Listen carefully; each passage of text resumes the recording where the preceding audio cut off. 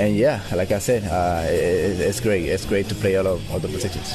When people change positions, Yes. they generally have it impact them at the plate in a bad way, right? Because they think too much. Okay. But that doesn't happen. No, it doesn't happen to me at all because, like I said, I think the abilities made me the player that I am today. To learn all the position and yeah, like I said, when I started doing that, I mean, it was a little hard at first, but then like it was a month after, I feel like I was natural. I was natural in all of them, so it doesn't affect me at all. If I start on third base and then maybe in the fifth inning they switch me to the left field, I feel great. I enjoy wherever they're gonna put me. I will just get the job done so I can help my team win. Which was the hardest position to learn? The hardest position to learn, I think I got pretty good at it on every one of them. But I say probably the hardest, I would say left field, because that was the first time they put me there. And I got the hang of it really quick. So yeah, in a month I was already flying Robbie home runs, and I feel really good. So yeah. It's been fun to watch. Keep up the good work, Willie. Thank you so much for joining us. Thank you for having me. Judson, that's Willie Castro. Back to you. Zach, thank you. Enjoyed that. Hey, Cubs fans, bid now on the Ryne Sandberg number 23 jerseys worn by the team this past Saturday. Head to Cubs.com/auctions to place your bid. The auction ends this Sunday night at 8 p.m. Cubs and the Cardinals coming up here shortly, but up next is the Manager's Show. That's next on The Score, the Southwest Airlines Cubs Radio Network. Cubs Talk with Spiegel and Holmes on your ride home, afternoons 2 to 6 on The Score. Invesco QQQ is the proud ETF partner of the Chicago Cubs and of accessing the future of innovation. Curious what that means? Well, since March 1999, Invesco QQQ has given investors a way to tap into the NASDAQ 100 in a single ETF. We're talking world-changing breakthroughs that we can't live without today. Gene therapy, telemedicine, AI, EVs, and more. Still curious? Tomorrow's innovation awaits. Let's rethink possibility. Invesco QQQ. There are risks when investing in ETFs, including possible loss of money. ETFs' risks are similar to those of stocks. Investments in the tech sector are subject to greater risk and more volatility than more diversified investments. The NASDAQ 100 Index comprises the 100 largest non-financial companies on the NASDAQ. You can't invest directly into an index. Before investing, consider the fund's investment objectives, risks, charges, and expenses. Visit Invesco.com for a prospectus containing this information. Read it carefully before investing. Invesco is not affiliated with the Chicago Cubs. Invesco Distributors, Inc. If Old Spice Deep Sea Super Hydration Body Wash were music, what would it sound like? Start with the deep sounds of Old Spice's ocean waves and kelp. Layer on the smooth, renewing moisture. You wouldn't hear any parabens or phthalates because Old Spice Deep Sea hasn't. I feel like food and sharing a meal with someone is a universal language. You can't go to a ballpark and not have a nice hot dog. So if I'm at the ballpark, I'm gonna get a nice heavy glizzy. You gotta have chili on there, you gotta have cheese. If your hot dog isn't bending in the middle because it's like about to fall apart, then you're not doing it right. So you gotta have a glizzy and then something cold, whatever it is, beer, lemonade. You gotta have something cold to wash that hot dog down with.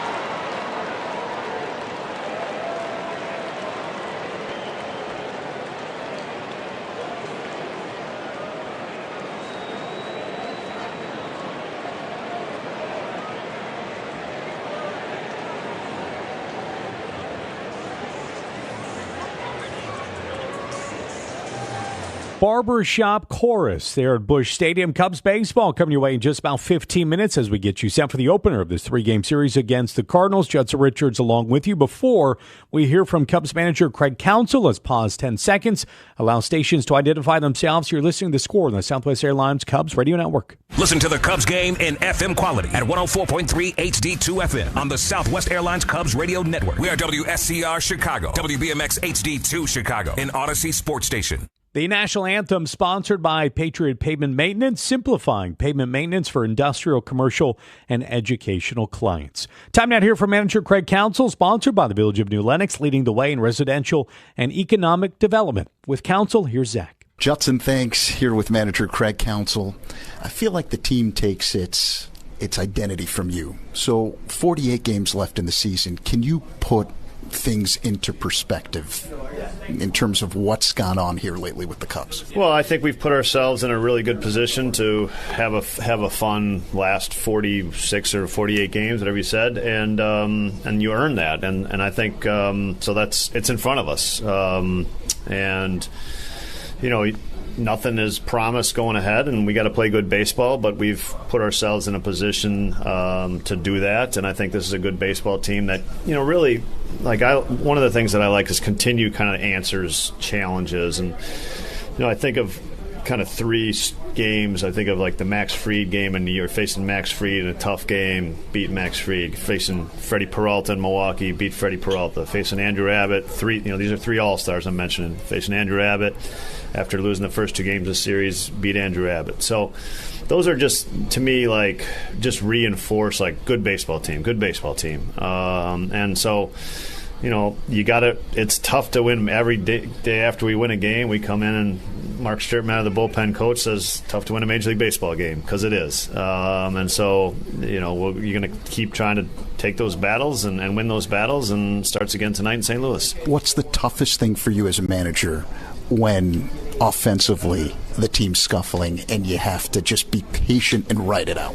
That's the game. You know, we want to, you know, be a great offensive team and score 6 runs a night. We're not going to score 6 runs a night every night. You know, the other team is trying to not let us do that.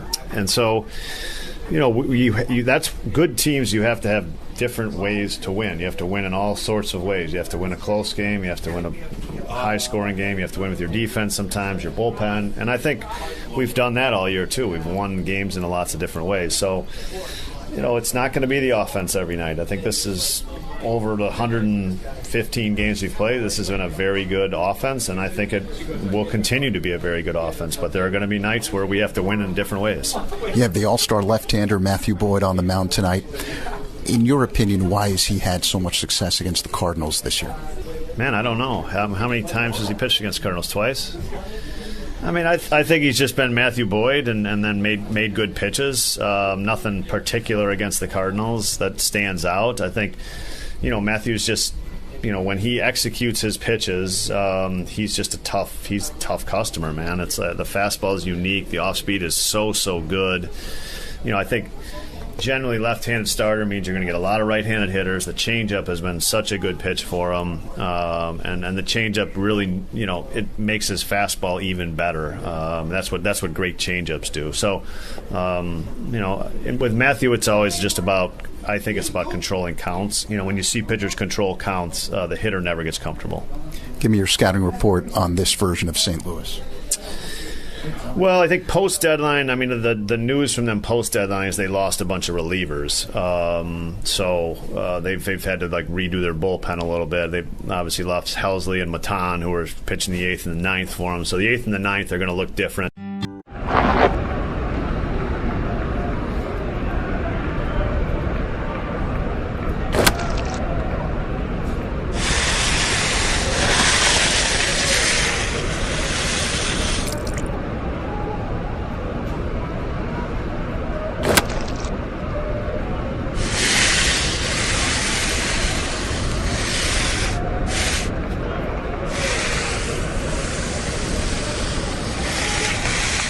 This time can't get it, and neither could the fan. Boy, that's when you don't wear flip-flops. Caminero strikes out, and the bat gets a 7.5 on the distance. But it's stuck to the landing. That's poked and that hits the umpire. The ball is in play, and it's a base hit for Frazier. Roberto Ortiz did what he could to try and get out of the way, couldn't. Took the wrong direction. He just didn't know which way to go. That's the sound of someone who's misplaced my debit card. Their debit card. Where did I leave that thing? Not at the gas pump, or the checkout counter, or the roof of your car. Now, if he has the Chase mobile app, he can use Card Lock. Wait, I could just lock my card. Yep, just a few tippy taps on his phone, and that sound? That's peace of mind from Chase. Chase mobile app is available for select mobile devices. Message and data rates may apply. J.P. Morgan Chase Bank N.A. Member FDIC. Busey Bank, building business, growing wealth since 1868. Proud to be the official bank of the Fighting Illini. Member FDIC. Just minutes away from Cubs and the Cardinals at Busch Stadium. I'm Judson Richards. We'll hand it over to Pat and Zach here shortly. Time now for Who Are You Banking On? Sponsored by Busey Bank, building business, growing wealth since 1868. Well, I'm banking on Seiya Suzuki, who's hitting .364 in his last 4 games. Suzuki hitting second tonight in the lineup. Kyle Tucker is batting third. Our pitching matchup, sponsored by Ziegler Subaru of Kenosha. Enjoy the laid-back experience of Ziegler Subaru of Kenosha. For the Cardinals, they'll send right-hander Michael McGreevy to the mound, who owns a 3-2 record, a 5.08 ERA. As for the Cubs, Mr. Reliable, the left-hander Matthew Boyd will toe the rubber. Boyd boasts an 11-4 record with an impressive 2.34 ERA. That ERA, 4th best in all of baseball. Time now for the Around Baseball Scoreboard, sponsored by Great Clips. It's going to be great. Reds and the Pirates tied at 1 in the 5th. Mets and the Brewers get started 7-10. The Mets have dropped 4 in a row and have lost 8 of their last 10 games. That will do it for us in the pregame. Coming up, it's Pat Hughes, it's Zach Zaidman, it's the Cubs and the Cardinals from St. Louis. Next, you're listening to The Score, the Southwest Airlines Cubs Radio Network. Cubs fans, Ian Happ here. Pat and Ron call every game on the Chicago Cubs Radio Network. Come see what's cooking in Des Moines, Iowa, where there's something for every taste. The crispy hash browns at Waveland Cafe, a sizzling bacon-glazed pork chop at Oak Park, the snap of a foot-long hot dog at an iCubs game, a 2-foot State Fair lobster roll that has cameras clicking and mouths watering. Hungry yet? Come to Des Moines and try everything. I guarantee you'll come back for seconds. Plan your foodie feast at CatchDesMoines.com.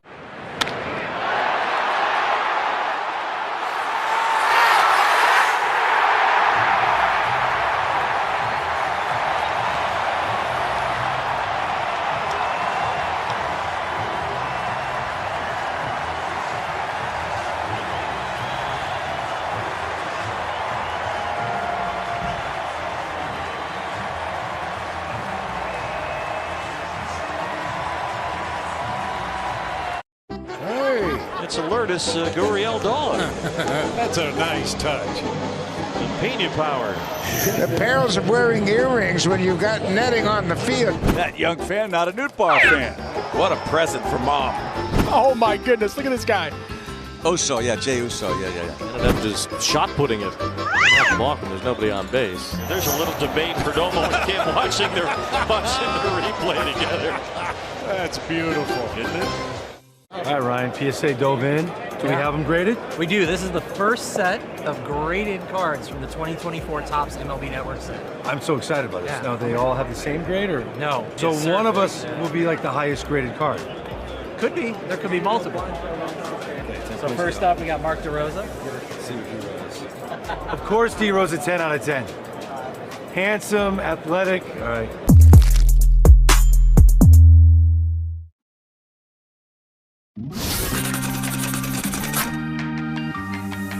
Now, representing the organization, Jim Leland and A.J. Hinch are presenting Miggy with a customized set of cleats made by renowned artist Marco Terzo, made from several significant baseballs from Miguel's career.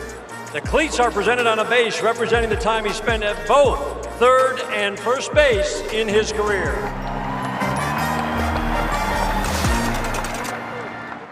It's game 1 of a 3-game series between the Chicago Cubs and the St. Louis Cardinals. Good evening, everybody, along with Zach Zaidman. Zach is pinch hitting for Ron Coomer. Ronnie is fine. He's just taking the night off. He will rejoin us tomorrow in the middle game of the 3-game series, but Zach is all set to go. We thank you for joining us. It's a hot summer night. What else would you expect in St. Louis on the 8th of August? It's 91 degrees, sweltering, humid, breezy. The wind looks like it's blowing a little bit out toward left and left center. Starting pitchers, Matthew Boyd, he has been dominant against the Cardinals in 2 starts this year. Boyd going for the Cubs. Michael McGreevy, a right-hander, starting for St. Louis. The umpire.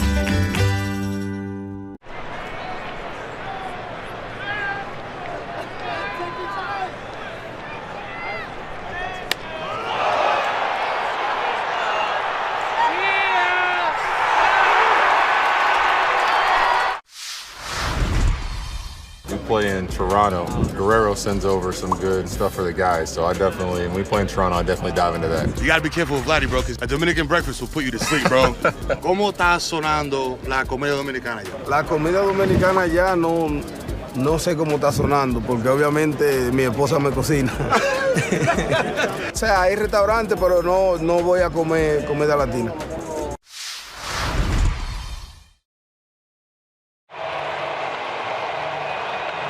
Record.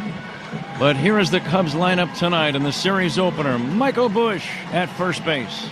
Seiya Suzuki, the designated hitter. Kyle Tucker in right. The number 4 batter is left fielder Ian Happ. Pete Crow Armstrong in center. Carson Kelly, a former Cardinal, catching. Kelly batting 6th. Willie Castro at third base. Nico Horner at second base. And batting 9th for the Cubs, and playing shortstop, Dansby Swanson. So those are the Cubs. Here are the Cardinals. Brendan Donovan leading off at second base. Ivan Herrera, the DH. Former Cub Wilson Contreras at first base. Batting 4th, the left fielder, Alec Burleson. Mason Wynn at shortstop. Jordan Walker batting 6th and playing right field. Thomas Sajaci at third base. Pedro Pajes catching and batting 9th and playing center field. Garrett Hampson. Again, the right-hander McGreevy is on the mound. Cubs occupy the third base dugout here in St. Louis. We'll be back to get this ball game started. It's 91 degrees in Missouri. Game time temperature sponsored by 4 Seasons Heating, Air Conditioning, Plumbing, and Electric. Your trusted local experts, 4 Seasons. Cubs and Cardinals, one of the great rivalries in all of sports. It will be renewed in just a moment on The Score and the Southwest Airlines Cubs Radio Network. Every strikeout and home run is heard right here on the Southwest Airlines Cubs Radio Network.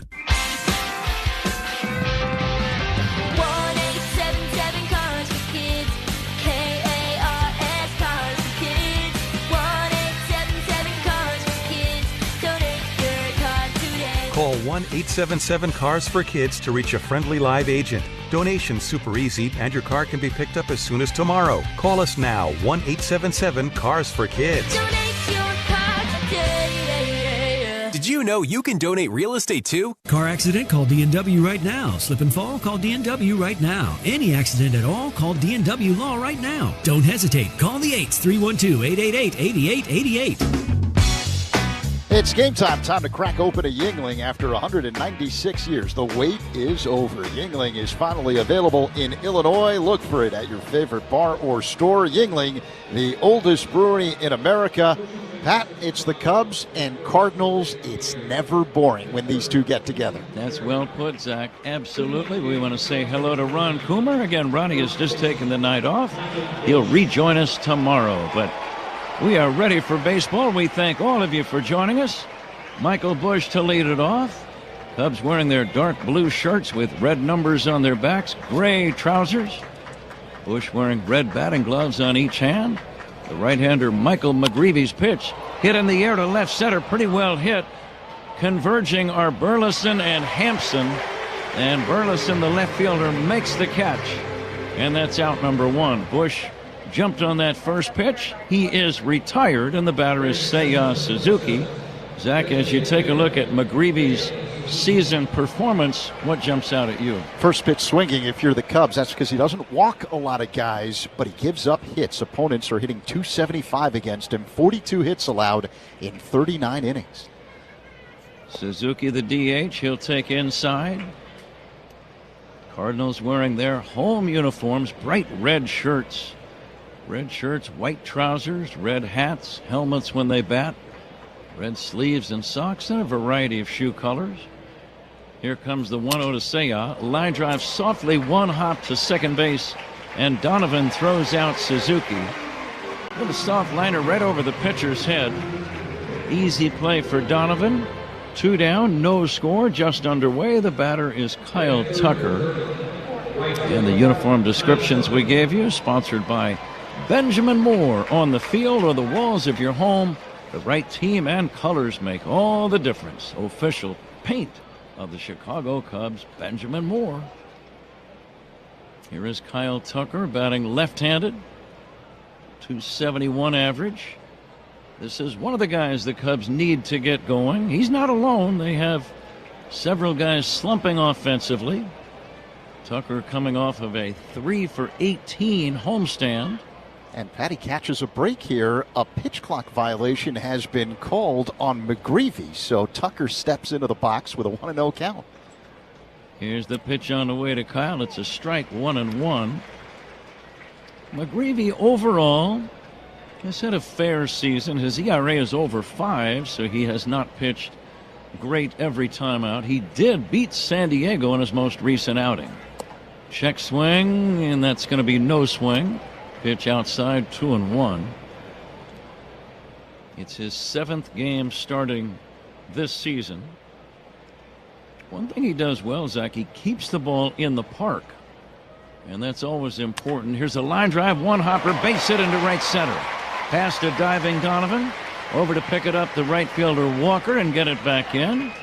Whenever a guy is slumping, you always love to see a first hit on the first at-bat. Yeah, since the start of July, Tucker hitting just about 200 with only 1 home run. He got a couple of days off. Craig Counsell gave him Wednesday, the finale against Cincinnati, off, and then that was coupled with the off day yesterday. So a couple of days to reset, clear the mind, and a nice start following the back-to-back off days for Tucker. Here is Ian Happ batting left-handed. He'll take a fastball strike. McGreevy born in San Clemente, California. He's a big kid, 6'5", 215 pounds, 25 years old. And the pitch to Happ. Big chop slowly toward first and foul. And now it's 0-2.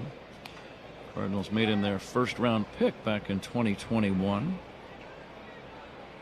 Michael McGreevy.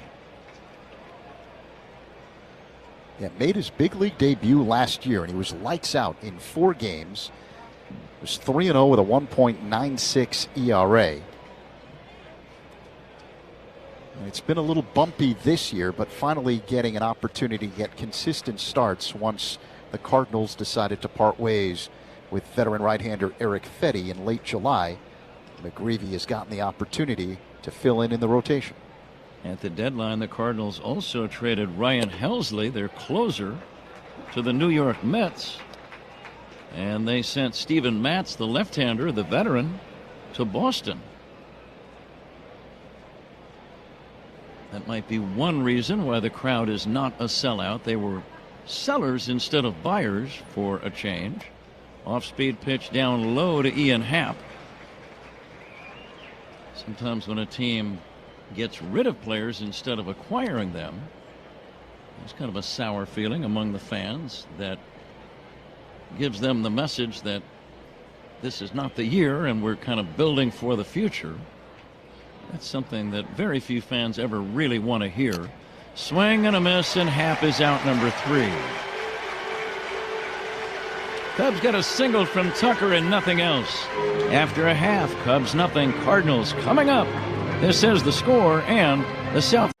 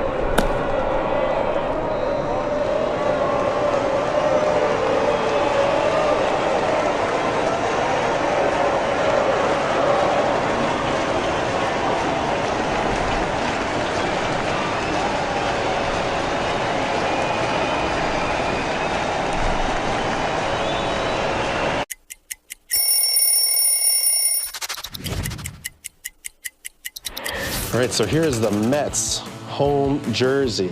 To me, growing up in New York, also a very iconic jersey. The blue pinstripes that represented the Dodgers. Got the orange outline, which represented the Giants, which are the 2 teams that left New York.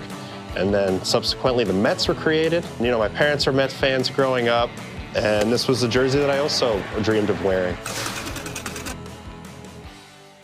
Visit PatriotPavement.net for a proposal. Patriot Pavement Maintenance. Pavement maintenance and construction made simple. PatriotPavement.net. Save time every time for a great haircut. Just download the Great Clips app or check in online at GreatClips.com. Great Clips. It's gonna be great. The Cubs leadoff man presented by Binny's Beverage Depot. If Michael Busch had gotten a hit in the top of the first, Binny's Beverage Depot would have donated $100 to the Greater Chicago Food Depository. If you can't find it at Binny's, it's probably not worth drinking. Left-hander Matthew Boyd having a phenomenal season. Fires a strike to the left-handed batting Brendan Donovan. You simply can't pitch much better than Boyd has pitched all season long. He is 11-4. A glittering ERA of 2.34. Swing and a miss. He dropped down to about 3/4 sidearm and flipped a breaking ball up there. And if you want to ask another team how good has he been, ask the Cardinals. They have not scored a run against him in 2 different starts. Here's an off-speed pitch, low and inside in the count, 1-2. June 25 here in Missouri, 6 innings. And then 5 innings at Wrigley on July 6. Swing and a miss. Donovan did not take one of his better cuts at a pitch down low. And that's a strikeout from Boyd. But Boyd, at the very end of the year, still has plenty of starts to go. But he might look back and say, that is my career year. Best one ever. Yeah, he's healthy now. It has never been an issue of whether or not he knows how to pitch. He knows how to pitch. The issue has been, can he stay healthy enough to be effective? And he has this season. Ivan Herrera batting, pokes it foul off to the right, out of play. That the first inning is powered by Invesco QQQ. Let's rethink possibility. Invesco Distributors Incorporated. Boyd had no decision against Baltimore last Saturday at Wrigley in his most recent outing. Swinging a foul back. That was the day that he left with the lead, and against the bullpen, Baltimore rallied.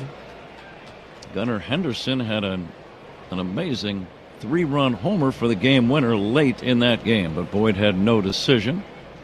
Here comes the 0-2 to Herrera. Off speed and down low. Plenty of Cub fans here. I see blue shirts and hats. Many of them say Coomer, the uniforms. Some just say Coom Dog.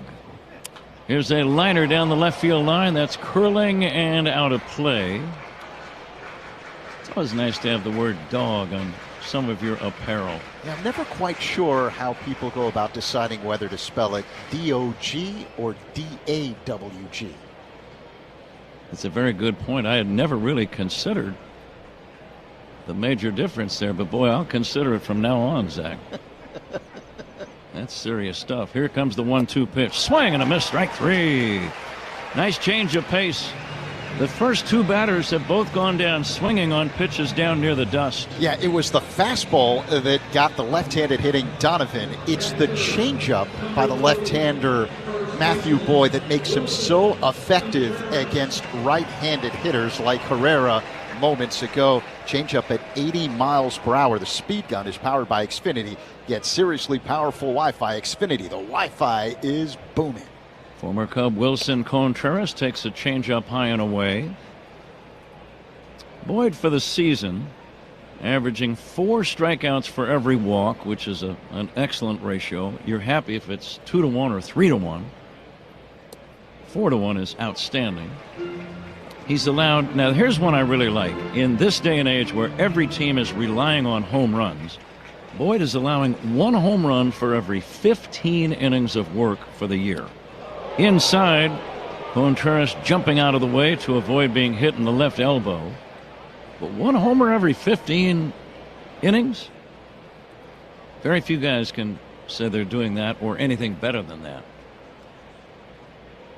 Especially pitching half your games at Wrigley.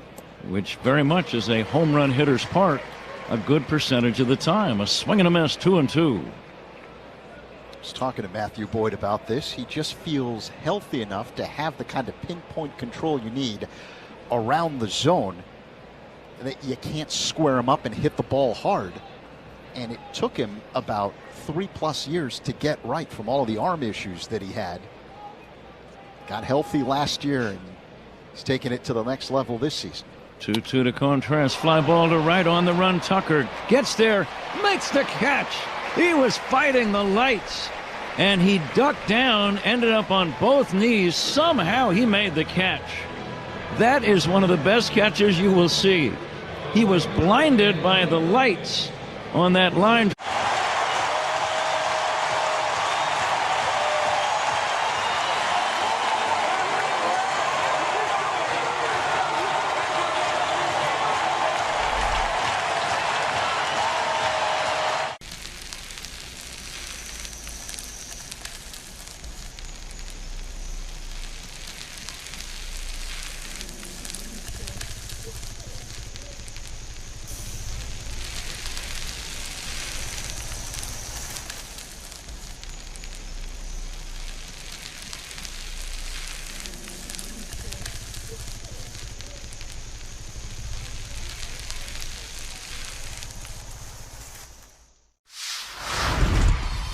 I feel like food and sharing a meal with someone is a universal language. You can't go to a ballpark and not have a nice hot dog. So if I'm at the ballpark, I'm gonna get a nice heavy glizzy. You gotta have chili on there, you gotta have cheese. If your hot dog isn't bending in the middle because it's like about to fall apart, then you're not doing it right. So you gotta have a glizzy and then something cold, whatever it is, beer, lemonade. You gotta have something cold to wash that hot dog down with.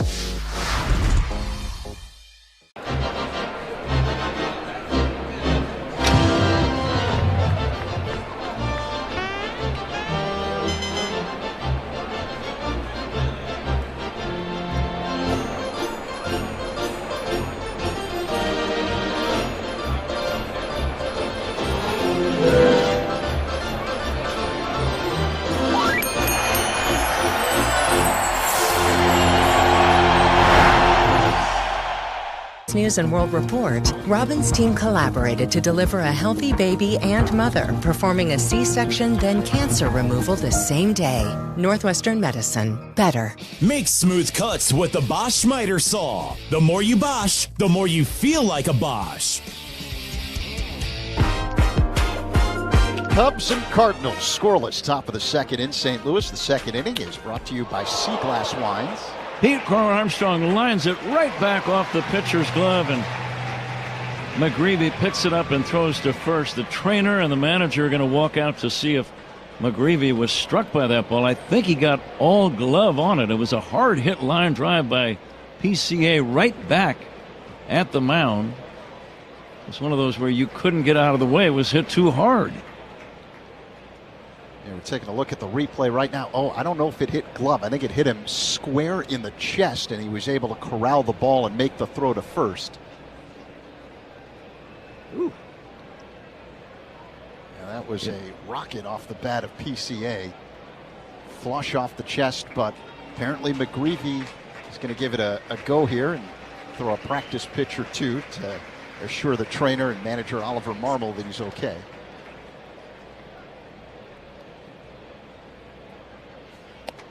And as he does that, we'll remind you that the second inning is brought to you by Seaglass Wines, delivering crisp, refreshing flavors that hit every time, Pat. So McGreevy and Pete Crow Armstrong, both natives of Southern California. McGreevy from San Clemente.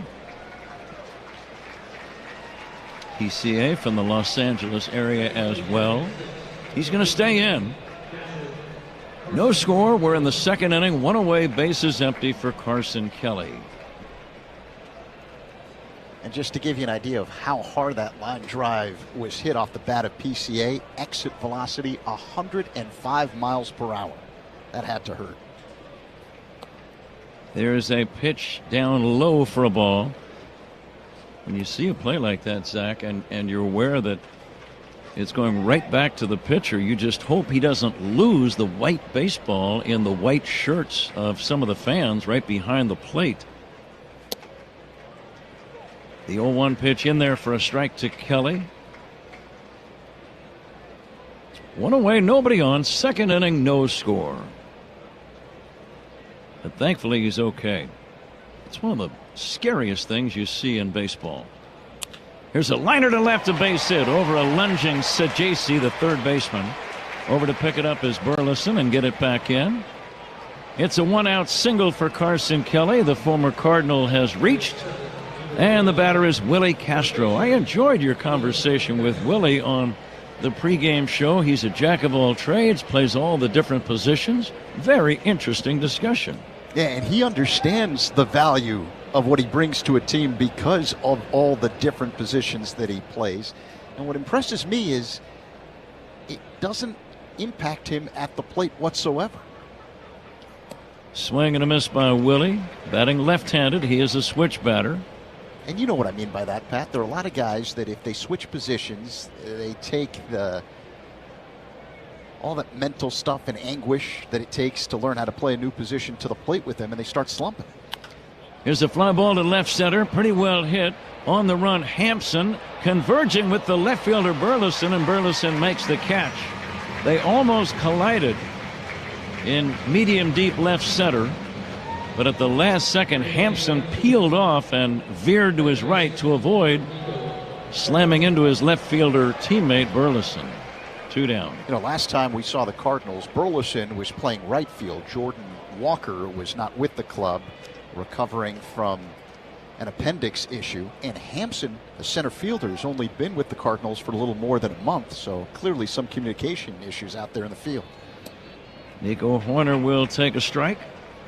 Beautiful Busch Stadium. Field is always in tremendous shape. Grounds crew does an excellent job here. 336 down the line in left.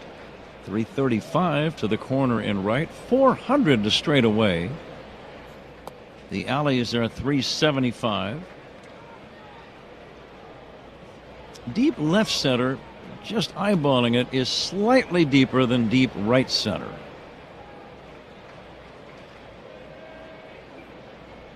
Famous St. Louis arch is visible. Here's a bouncer up the middle, base hit to center.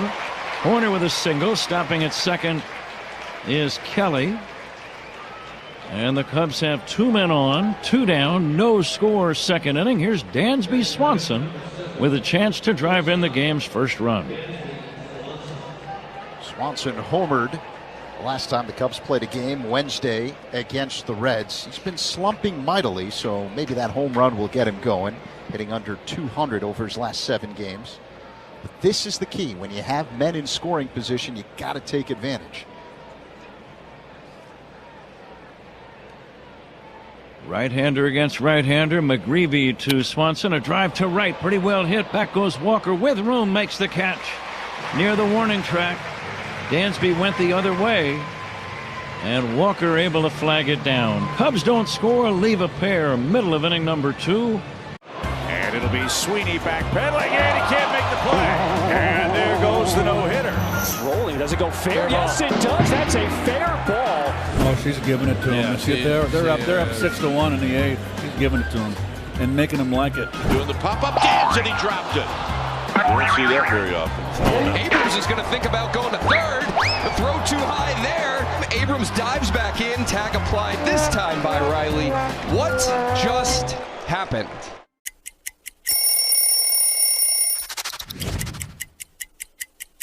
Well, when we moved downtown San Diego from Qualcomm to Petco Ballpark, new uniforms were on the way, and this is the Padre home white. This jersey is from 2007, which was a career year for myself, winning a Cy Young. There's some different memories that stand out. One in this uniform against the Braves, where I struck out a Padre record 16, wearing this jersey, trying to make the Padre and the Friar faithful proud.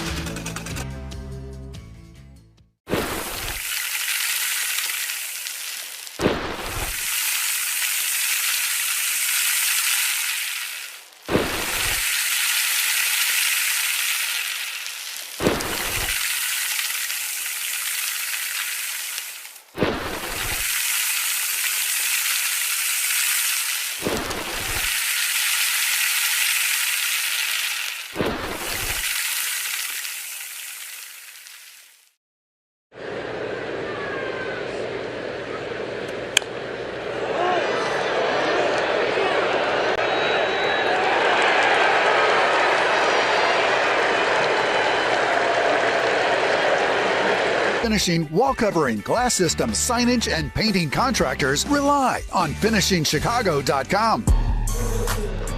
On Sunday, August 17th, the Cubs take on the Pirates at 1:20 in the afternoon. Up to the first 10,000 early arriving fans will receive a, get this, Dansby and Mallory Swanson bobblehead presented by Wintrust. Be here for it.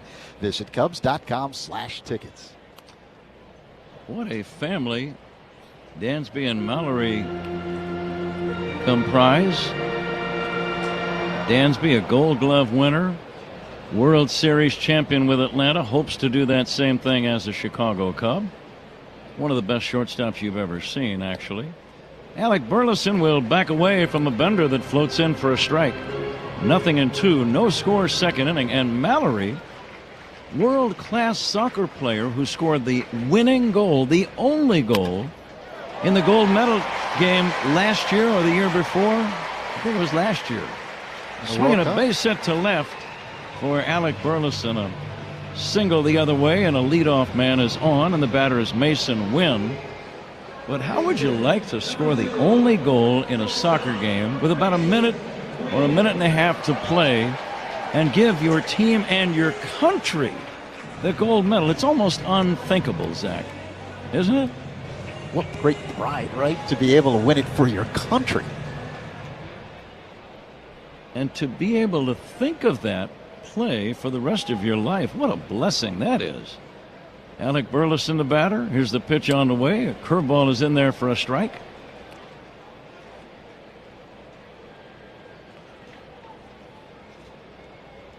Something tells me she has signed a few autographs of a picture of her scoring that winning goal. Here's the 0-1 pitch in there for a strike. I remember asking Steve Blass, the winning pitcher in Game 7 of the World Series for the Pirates when they beat Baltimore, I believe it was.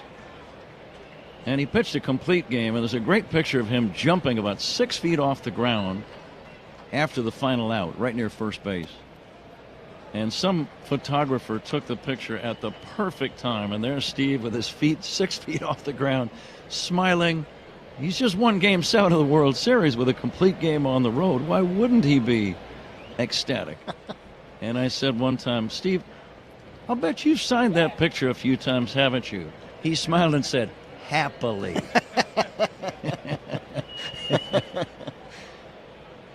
And I can't blame him.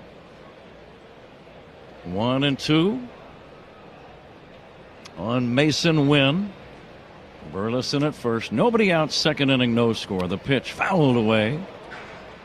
Wynn hitting fifth in the order. First time we've seen him bat fifth. Zach, when we've played the Cardinals, or the Cubs have played the Cardinals, since Wynn came up, he's been a leadoff man, sometimes a number 2 man. I haven't seen him at number 5. They got some of their healthier bodies back, including Ivan Herrera, who's been excellent for them at the plate.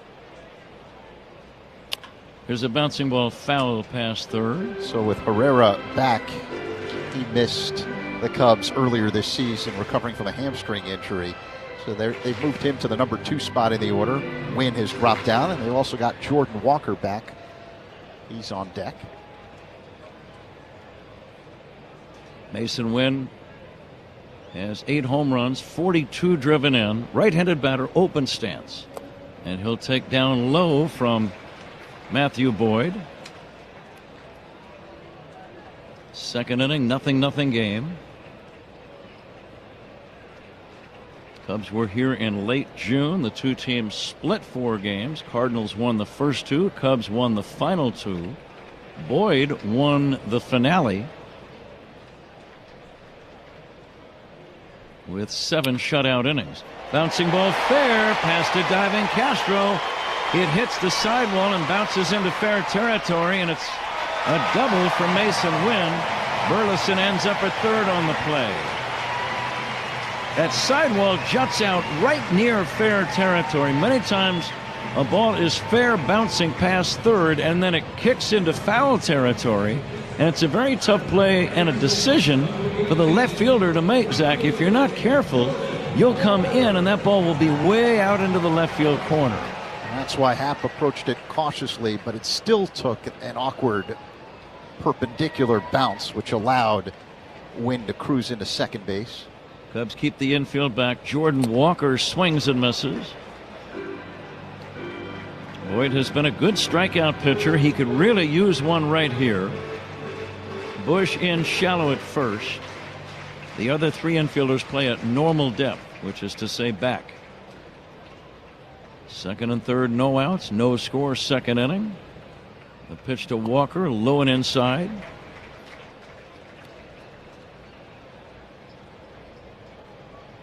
Boyd making his 23rd start of the year. Outfield straight away. Walker, a big man, hitting .231 with 3 home runs. The next pitch fouled away. He showed him the fastball, but it was kind of away and a little bit high. Let's see if he comes back with something off speed as he tries to throw off the timing of the young hitter.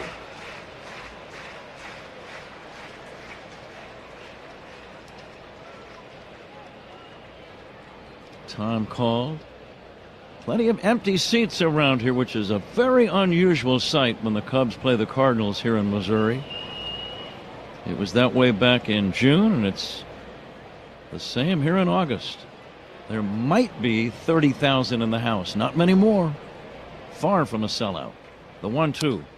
Dribbled foul. He did go off speed. Walker did not have a great swing, but he spoiled a good pitch.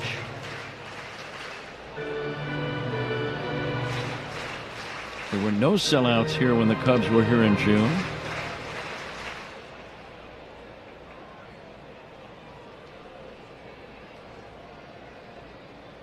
Boyd with a brand new ball. Second and third, runners lead. Here's the pitch. Bouncing ball to short. Backhand stop by Dansby. He'll knock the ball down. It's an infield single. A run scores. 1-0 Cardinals. Dansby did a good job to keep the ball on the infield. Dove with a backhanded effort on the edge of the outfield grass. Could not glove it cleanly. It didn't matter. There was not going to be a play anyway. Scoring on the play, Burleson. Wynn goes to third. Walker gets the RBI infield single. And St. Louis leads 1-0 here in the second inning. But you wonder if that ball had skipped past Swanson, if Wynn would have attempted to come home. 3 straight hits against Matthew Boyd. Sajaci fouls it away. This is the first run the Cardinals have scored against Boyd in 13 innings this year.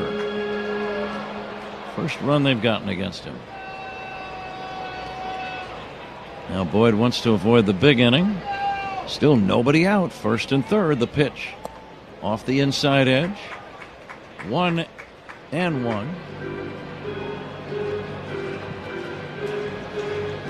We often talk about the defensive alignment against various Cubs hitters. And when we do, those are sponsored by Fitzgerald Equipment. Material handling handled.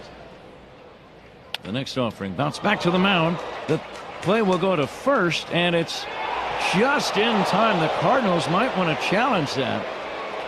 Boyd on the comebacker had a play at second, but he bobbled the ball slightly. Then he just lobbed the ball to first and almost failed to get Sajaci. The Cardinals are going to challenge. They thought the runner was safe at first. Holding at third on the play, Wynn. Walker safe at second. And Boyd made kind of a mental mistake that time. He forgot how fast Sajaci, the batter, was running to first base. I don't know if he got him or not. Zach, what do you think? We haven't seen a clear replay just yet, but it was an overhand lollipop toss to first, and from the replay that we're looking at, it appears as though Sajaci beat it out.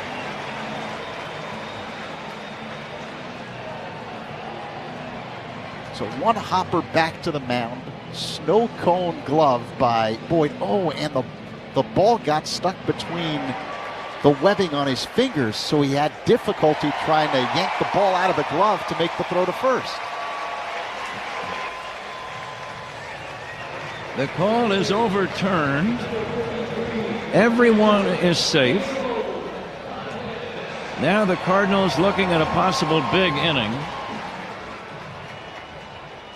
No error charged on that play. There might be later. You got to get somebody on that play. They're loaded for Pedro Pages. Pages hitting .205. He'll take a strike. Infield back. Cubs trail 1-0. Bases full of Cardinals.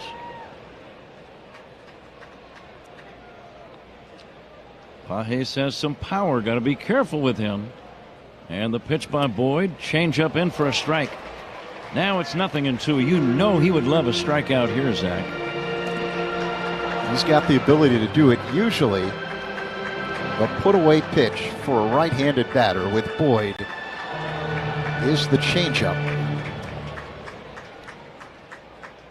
Might try a high fastball, get him to chase a ball up and out of the zone. Here comes the 0-2 from the lefty Matthew Boyd. Changeup swung on and missed, strike 3. As you called, Zach, he pulled the string and gets a very important strikeout. One away, Garrett Hampson, the batter. And even though it's early in the game, this is a very big at-bat.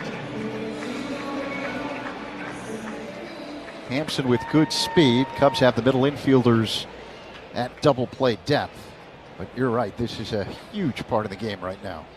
Hampson hitting 159. And the pitch, he shows bunt. He bunts in the air, foul toward third, dropping untouched.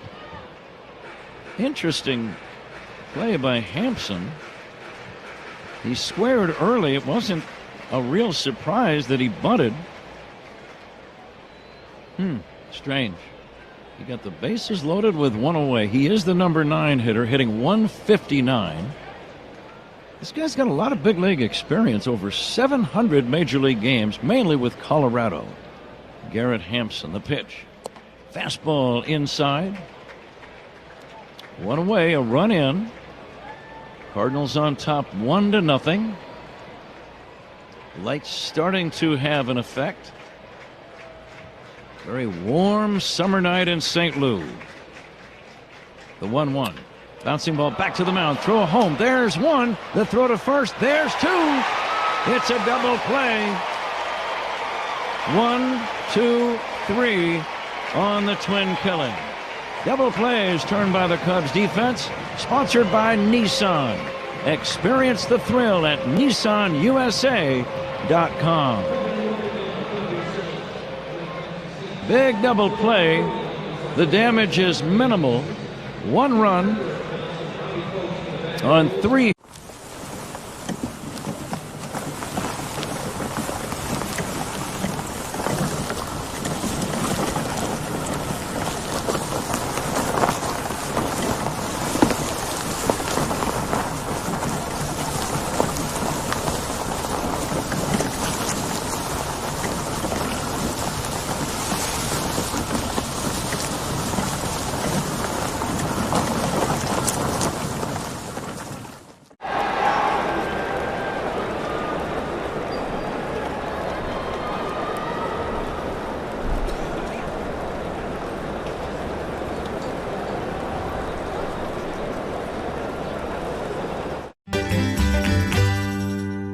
Event going on now. Illinois Bone and Joint Institute, a leader in comprehensive orthopedic care. Visit IBJI.com for locations. Top 3 here in St. Louis, the opener of a 3-game set. Cardinals leading the Cubs 1-0 as Michael Busch looks at a fastball off the outside. 1-0 the count from Michael McGreevy. Classy move by the Cardinals between innings here as McGreevy works his motion and deals. And Busch looks at a ball low, a curveball that missed. 2-0. A salute to the late, great Ryne Sandberg on the video board here at Busch Stadium by the Cardinals. Here comes the 2-0. And Busch looks at a changeup for a strike right at the top of the zone on the outside edge. 2-1 the count. It was nice, Zach. And certainly there are some Cub fans here, and you know they were giving him an ovation, but it was much louder than just Cub fans. There were a lot of Cardinal fans chiming in, too. Busch hits a pop fly to left center field. Drifting back and making the catch is Hampson. 1 away. Ryne Sandberg is going to be in the baseball history notes a bit later on. We can tell you that this date in baseball history is brought to you by villageofbedfordpark.com. Now's the time to make history for your business in Bedford Park. The batter, Seiya Suzuki, with one away here in the top of the third. The pitch. Seiya looks at a strike, a fastball right down the middle, 0-1.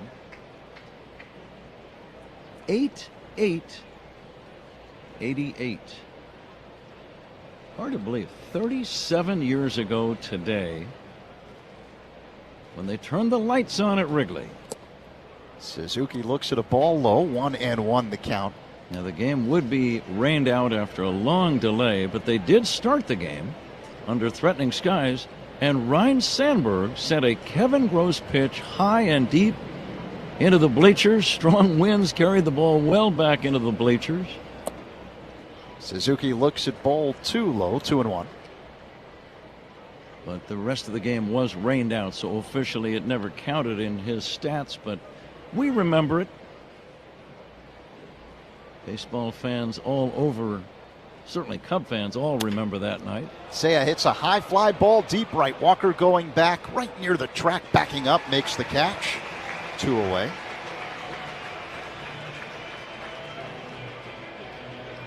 But it was a very classy tribute they just paid to the late, great Ryne Sandberg. He'll be missed by so many of us forever.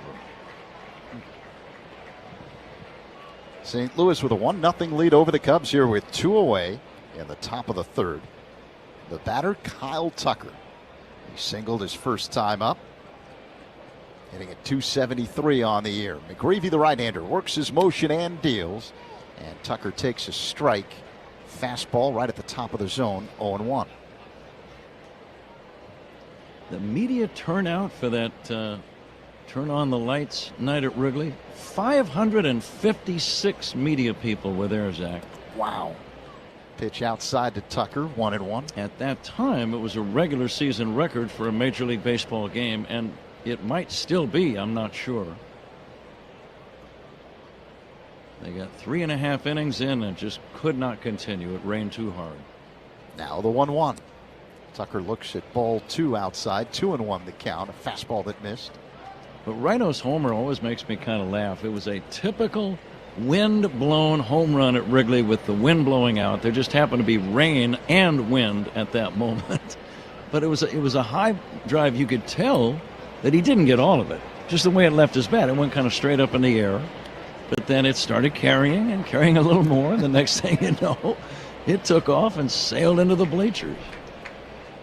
Tucker looks at a ball low, Pat. 3-1 the count. McGreevy faces home plate. Now the kick and pitch. Tucker, a check swing foul ball at the plate, 3-2. It's always funny to me in those circumstances at Wrigley, the reaction by the hitter after he hits the ball. Many times they don't think that they're going to end up with a home run. They're either frustrated or they start running really hard to first, and then out of nowhere, bam, it's gone. Oh, yeah. I remember one of those examples from Corey Patterson. The payoff pitch. Tucker swings, lines one to left. Drifting back is Burleson, and he makes an over-the-shoulder catch for out number 3. Cubs go down in order here in the top of the third. Middle 3. Cardinals 1, Cubs nothing. On the score on the Southwest Airlines Cubs Radio Network.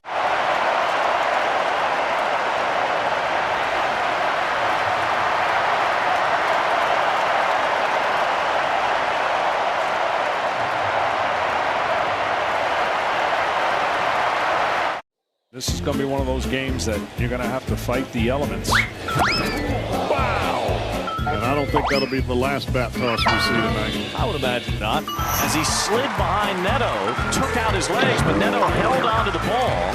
Check out what our cameras caught. That's right. Smacking himself in the face. He really likes to pump himself up and make himself angry. Oh, he used the hat. That's pretty nice. Yeah, take a bow. All right, absolutely.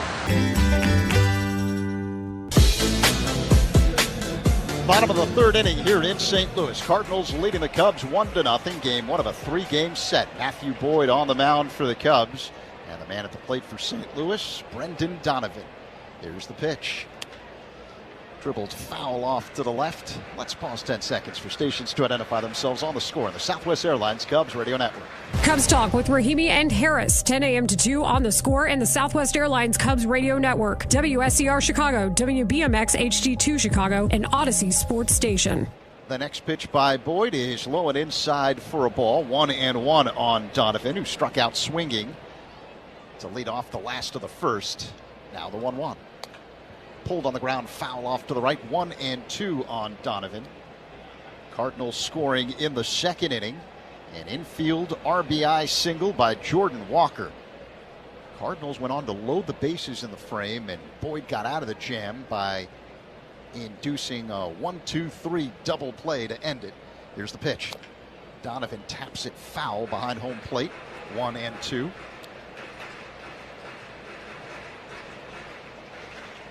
We're coming to you live all season long from the Invesco QQQ broadcast booth, proud ETF partner of the Chicago Cubs. Boyd rocks back and deals the 1-2. Donovan pops it up, shallow right, going back corner, racing in Tucker. It's Horner who gives way to the right fielder, Tucker, who makes the catch for out number 1.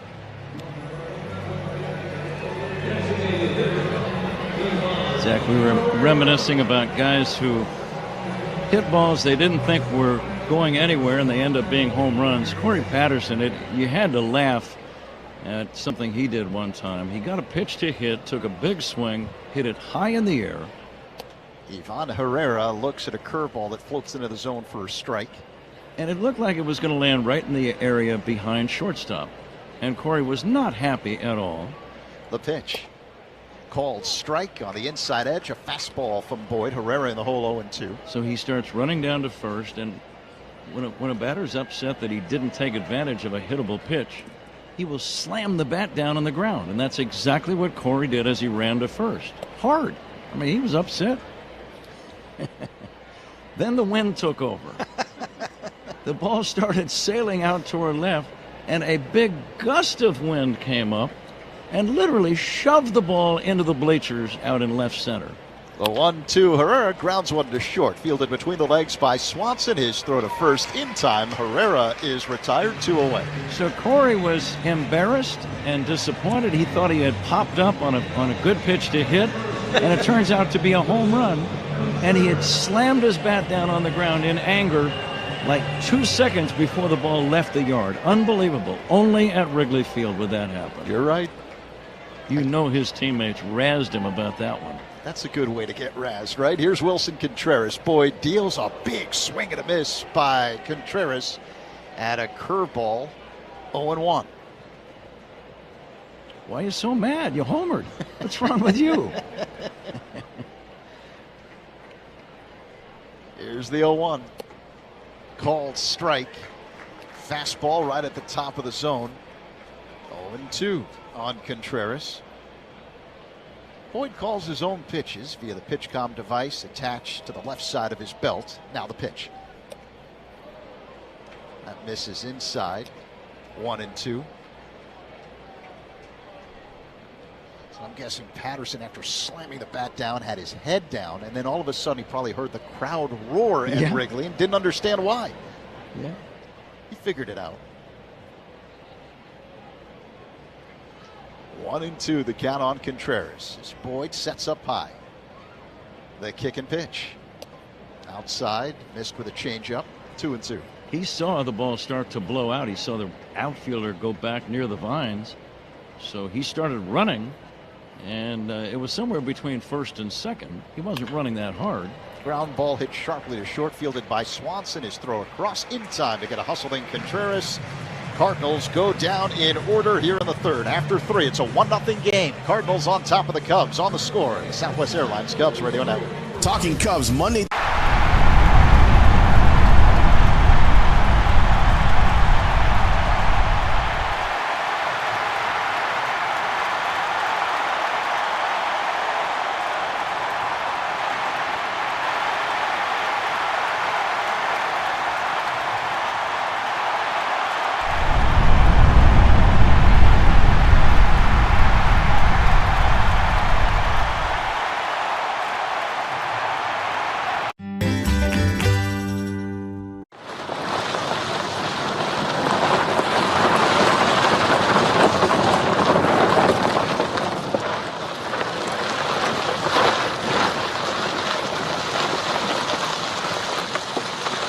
Haps on deck for the Cubs. Who's on deck is brought to you by TimberTech Decking and Railing. Everything wood should be. Visit TimberTech.com. Top 4 here in St. Louis. Cardinals leading the Cubs 1-0.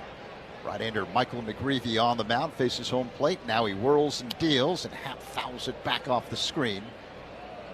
0-1. Happ struck out swinging in the first. The out-of-town scoreboard sponsored by Club Citgo. Download the Club Citgo app now and instantly save 23 cents per gallon on your first fill-up. As McGreevy works his motion and deals, Happ swings, loops one into left center field. It'll drop in for a base hit. Nice start to the 4th inning for the Cubs as Happ singles the other way. Zach, you mentioned other games. The Mets are playing in Milwaukee, and the New Yorkers lead 2-0 in the 4th inning as they start a series at American Family Field. Juan Soto and Starling Marte both going deep for the Mets. Brandon Woodruff is pitching for the Brewers. So Happ at first. Cubs down by 1 here in the 4th. Pete Crow Armstrong at the plate. The pitch. A big swing and a miss. 0-1. He fouled that one.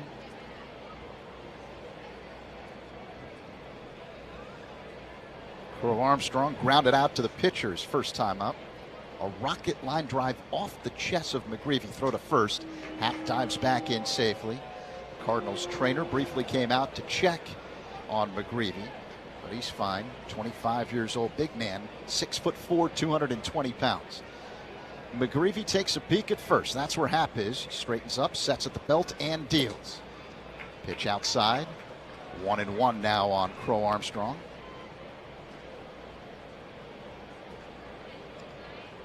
Pete aggressive his first time, hit that liner right back off the body of the pitcher McGreevy and was retired, but he hit the ball hard. And the 1-1. Outside, 2 balls and a strike, the count on PCA.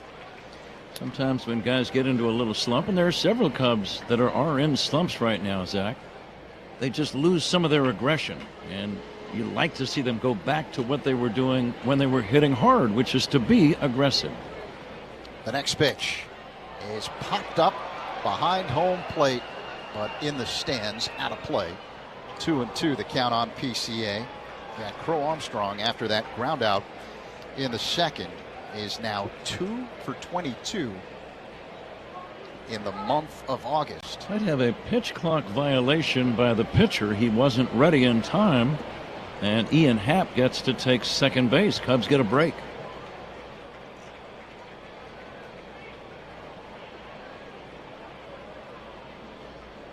McGreevy sets at the belt, looks at second, and deals. Swing and a miss.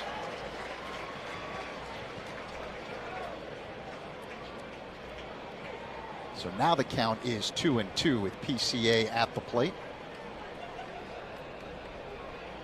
And they actually called a balk on the pitcher.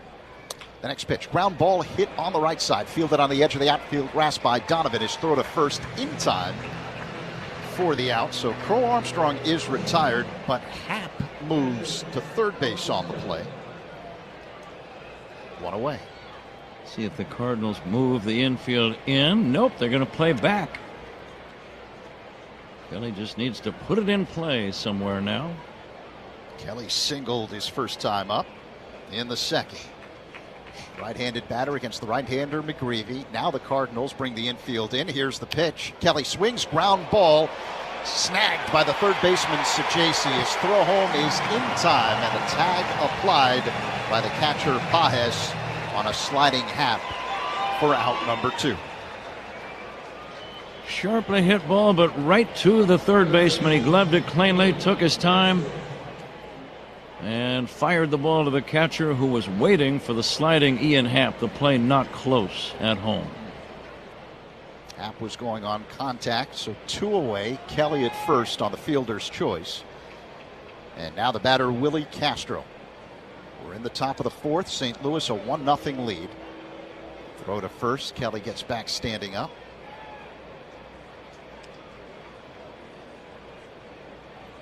Now time called As Pages, the catcher, Contreras, the first baseman, jog out to the mound to have a conversation with McGreevy, the pitcher.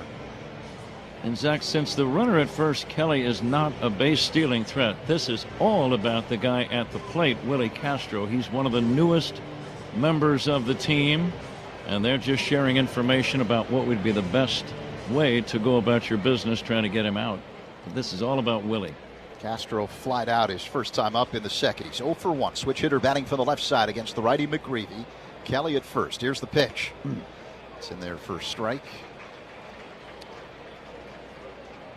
Cutter.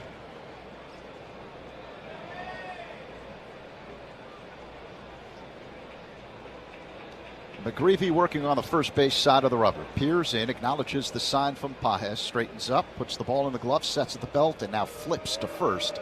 Kelly gets back standing up, but that's 2 throwovers to first base now. Kelly is not a real adventuresome base runner. Castro waits. Here's the 0-1. Pitch low, check swing. On appeal, no swing, says Ben May, the third base umpire. So it's 1-1. Roberto Ortiz manning home plate tonight. The crew chief Bill Miller at first. Emil Jimenez is the second base umpire. As we just mentioned, Ben May at third. 1-1 with Castro at the plate and Kelly at first. And the pitch, swing and a miss. Change up. Castro out in front. 1-2 the count. All reviews in this game are sponsored by Northwestern Medicine. A second opinion is always a good idea. Get yours at Northwestern Medicine. Cardinals struck in the second, an RBI single by Jordan Walker. Cubs playing catch-up here in the opener of this 3-game set in St. Louis. Down by 1 in the 4th. McGreevy is ready. And now the 1-2. Up high. 2 balls and 2 strikes. He missed with a fastball.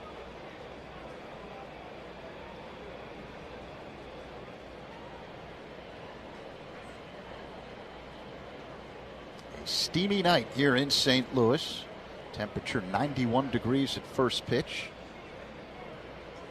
The 2-2. Up high to Castro. He's worked a full count. Right now they say the temperature is 85 degrees here at Busch, but with the humidity, I feel like it feels warmer than that. Time and temperature sponsored by Circa Sports Illinois. Bet like the pros and download the Circa Sports app today. Castro grounds one foul off to the right, so they'll do it again. Good sized gap in right center right now, Zach, and with a 3-2 count, the runner Kelly gets a running start at first, and Gapper could very well tie this game. Castro as a Cub is 4 for 21. This is game number 6 for him since the trade with Minnesota. Kelly goes. The pitch popped up. Shallow left, going back to Sajaci, and now he's being called off by the shortstop Wynn, who makes the catch angling toward the line in left for out number 3, and Kelly is stranded on the bases.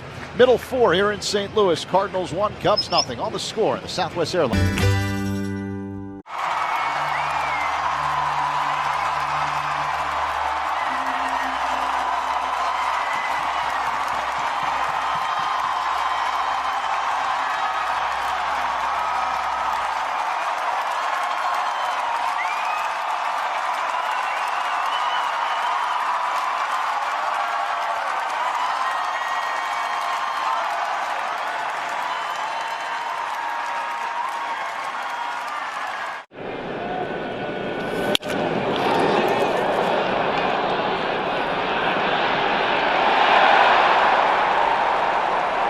Eliminates under or overcooking your chicken, fish, or meat to achieve perfection. Order one now on ChefIQ.com. That's ChefIQ.com. Bottom of the 4th inning in St. Louis. Cardinals leading the Cubs 1-0. The 4th inning is sponsored by Wintrust.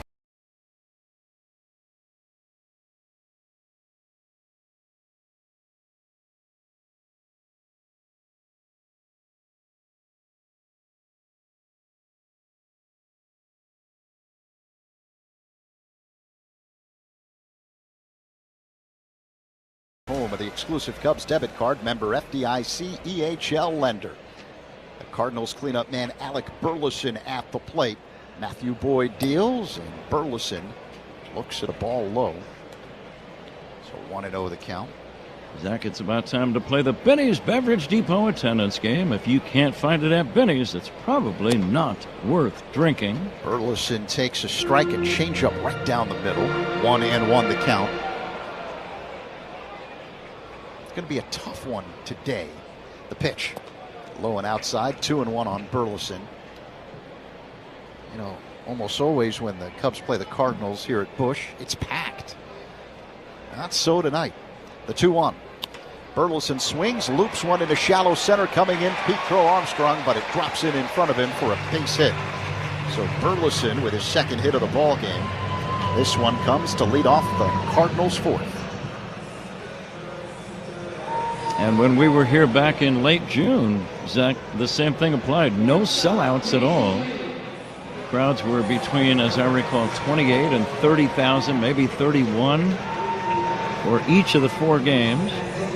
But certainly no sellouts. So here's Mason Wynn, who doubled his last time up. Right-handed batter. Open stance, uses a toe tap. Burleson at first, no one out here in the fourth. Boyd along set, and the pitch.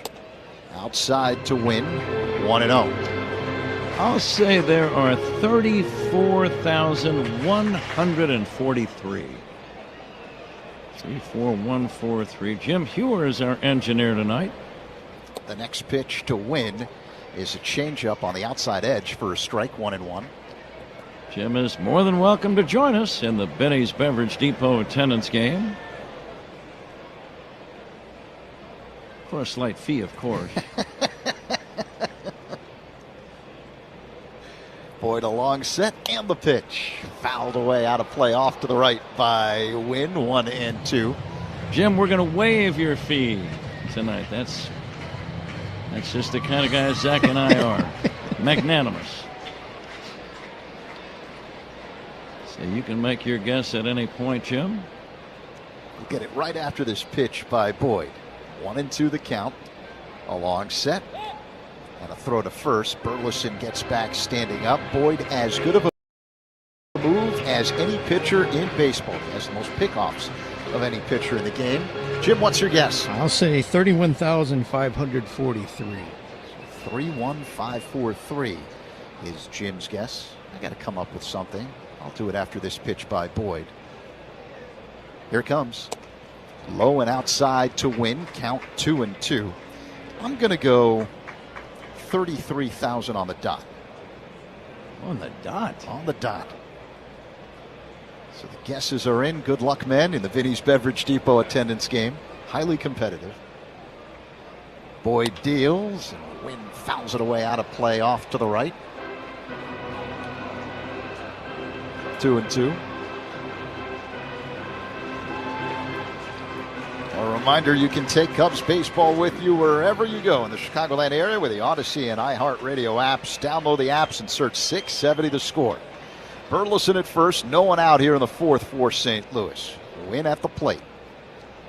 And now, a throw to first, getting back standing up Burleson. That's 2 throws over now by Boyd. Meaning you have to nab the runner if you make a throw over a third time, or Burleson gets awarded second base. He's got a big lead off the bat. Boyd deals inside to Win. It's a full count. Nobody out. I would think the runner will be moving in this spot, Zach. What do you think? I agree with you, and there's a big hole, Pat, on the right side of the infield with Horner playing up the middle just to the right of the bag. The payoff pitch. Wynn grounds one on the left side, fielded by Castro. The flip to second, that's all they'll get. But the lead man, Burleson, is retired. One away as Wynn reaches on the fielder's choice. As Castro attempted to make the transfer from glove to hand, he bobbled it slightly, and that took away any chance for a double play. Wynn has terrific speed. But he really did show good range and good hands. He probably ran about 50 to 60 feet to get a glove on that ball and then made the short throw to Horner. Nice play by Willie. Jordan Walker at the plate with 1 on and 1 out. The pitch is a called strike. Fastball right down the middle, 0-1. At the first out is brought to you by Xfinity. The Wi-Fi is booming. In your conversation with Willie, I liked the entire interview. He's very smart. Boyd throws to first, diving back in safely, Win. That's a rare skill, to be able to play virtually all of the outfield spots and all of the infield spots. Those are valuable guys. Now, you have to hit a little bit. You have to be a good base runner, steal a bag or two. But that's an impressive collection of skills. The 0-1. Walker swings, pops it up. Right side. In the outfield, it's Horner who drops back and makes the catch, angling toward the line. For out number 2, Wynn has to retreat back to first. Didn't he say shortstop was the first position he ever played? And I think many times those are the guys that become the utility men, because you have to do so many things and you're involved in so many plays as a shortstop. Yeah, he feels the best position defensively for him is shortstop because he came up as a shortstop. Thomas Saggese at the plate. Here's the pitch. Saggese takes a strike, changeup right at the bottom of the zone. 0-1, 2 down, bottom 4. Cardinals a 1-0 lead. St. Louis has a man at first in Wynn. Says the toughest position Castro does to play for him is left field. Here's the 0-1. Foul back off the screen. Something he had never played before.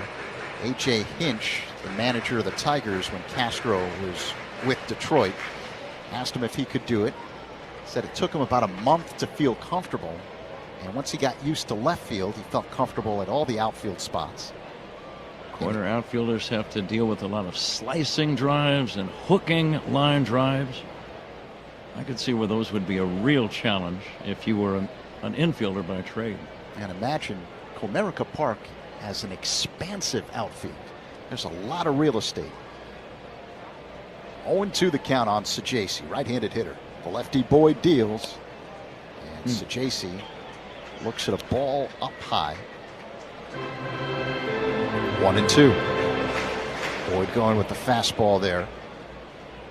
Wynn being held on at first by Bush, but another big hole on the right side of the infield.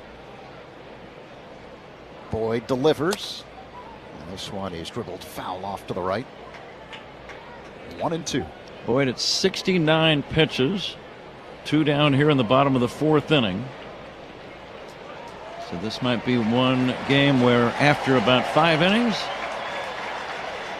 you just hope he can, keep going, but it's hot here. It's humid, tough night to pitch. 1-2 on Saggese with Wynn at first. Boyd delivers. Bouncing ball foul off to the left by Saggese.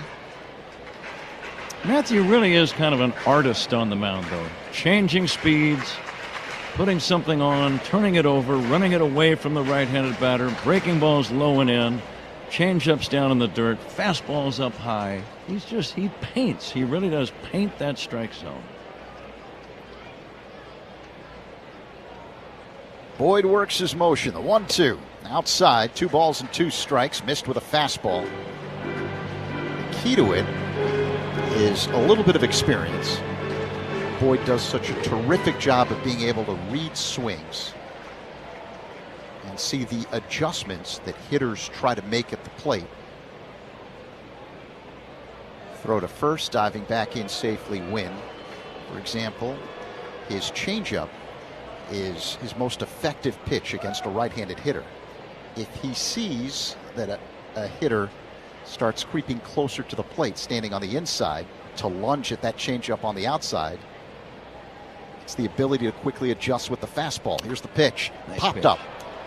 Foul territory behind the first base bag. It's Bush. Now drifting back into fair territory. He makes the catch, straddling the line for out number 3, and Wynn is stranded on the bases. After 4, it's St. Louis. Interrumpimos este video para recordarte que puedes endulzar tu día con una dulcerapia de la lechera.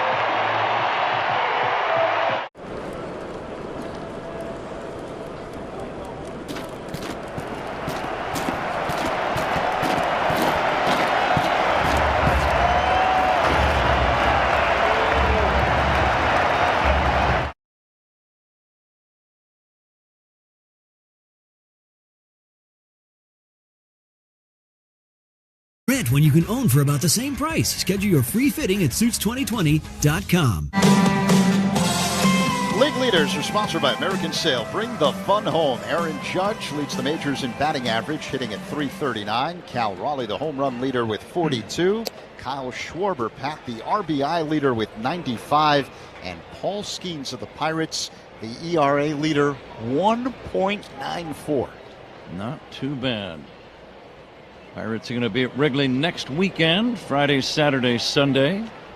And then a week from Monday, Milwaukee comes in for a day-night doubleheader on August the 18th. And that will start a crucial 5-game series between the Cubs and the Brewers. 5 in 4 days, starting a week from Monday. Nico Horner, let's see if he can crank up a rally here in the 5th inning.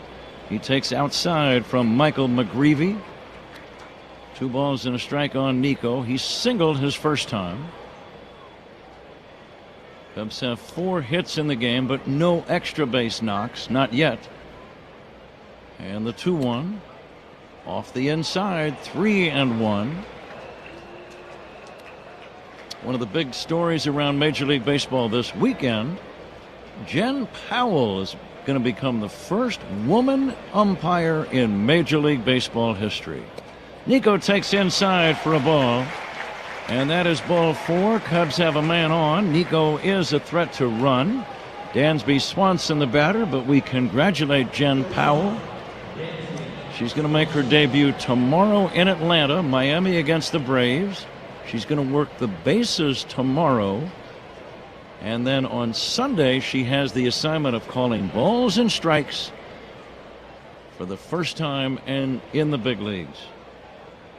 But you know she is excited, and she's going to have, I read the story, dozens of family and friends, and they're going to come from all around to watch her work.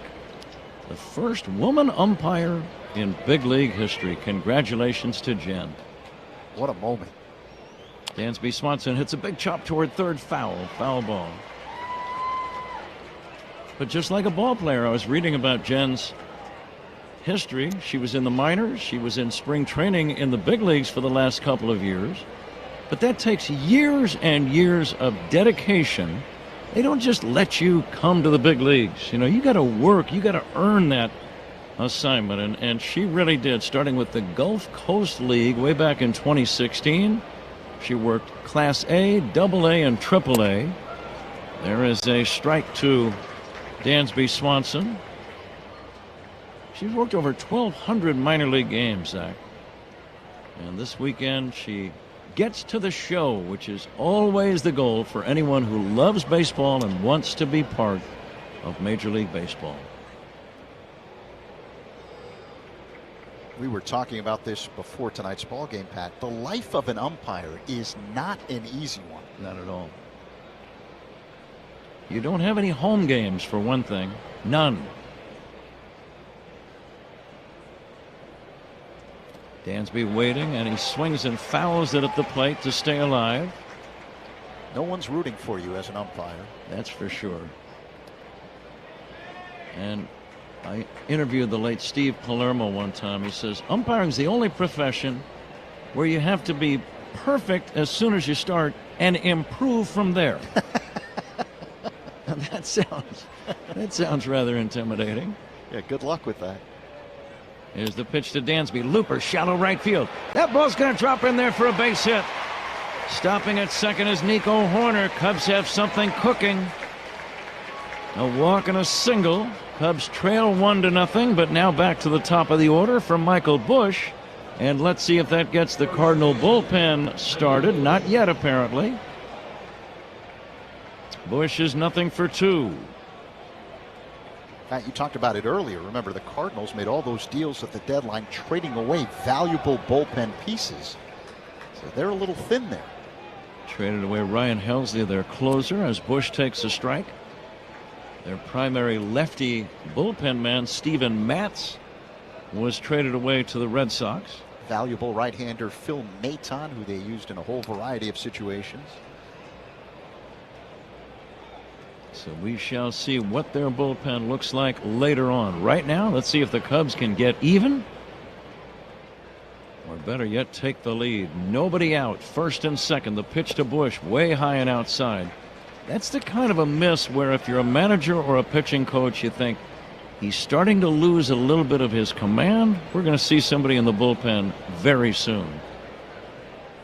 61 pitches from McGreevy, which is not a very high total. Bush lashes it foul down the left field line. Two things you get to about this time of the game, Zach. Missing by a wide margin if you're a pitcher. These are alarm signals for your manager and pitching coach. Or several balls are hit right on the button when you haven't given up many hard hit balls all day or all night. The 1-2 check swing, it's down low. A lot of deep counts can be another indication that you're starting to just lose a little of your sharpness.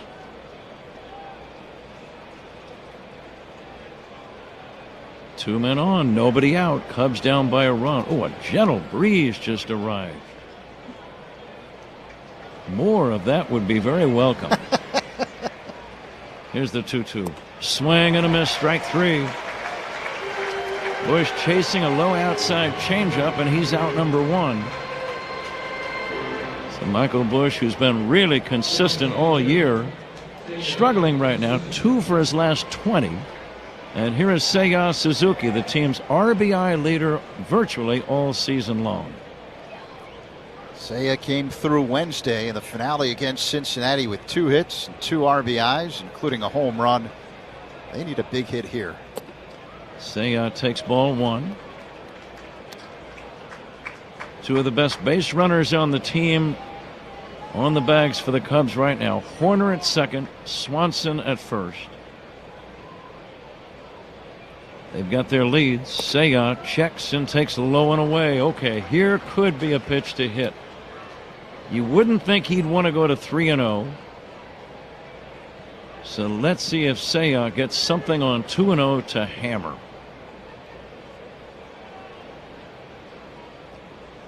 And now McGreevy wants to think about this pitch a little bit longer. He backs away.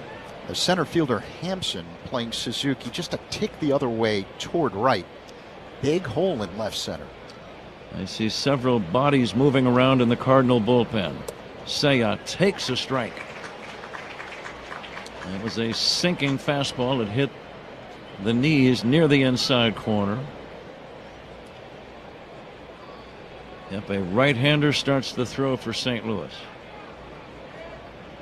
Cubs at first and second, 1 away. They trail by a run. Dansby takes low and away, and a shallow center. The second baseman Donovan makes the catch, and that's out number 2.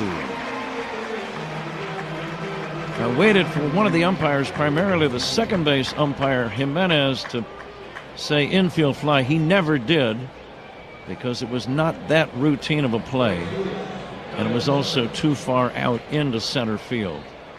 But now there are 2 down. It's up to Kyle Tucker. Well, when you're slumping, you always look forward to that one key at-bat where you can come through, and maybe this will be that at-bat for Kyle. He takes high, 1-0. Cubs now 0 for 5 tonight with runners in scoring position, Pat. Let's see if that can be changed. Each team with 5 hits. Cubs trail 1-0. And the pitch to Tucker, a swing and a miss. Took a good hard swing, came up empty. McGreevy got him out in front with a change. Outfield straight away, not particularly deep, especially Hampson in center. A lot of space between him and the wall. Tucker lashes it foul off to the left out of play. He was late on a good fastball.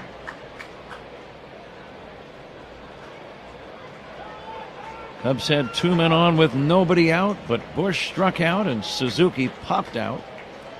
It's up to Kyle Tucker to come through. Plenty of Cub fans pulling for him here at Busch Stadium in St. Louis. And the 1-2. Tucker hits a bouncing ball toward first and foul, just foul. Kyle never left the box. He was sure it was going to go foul, and it did, barely.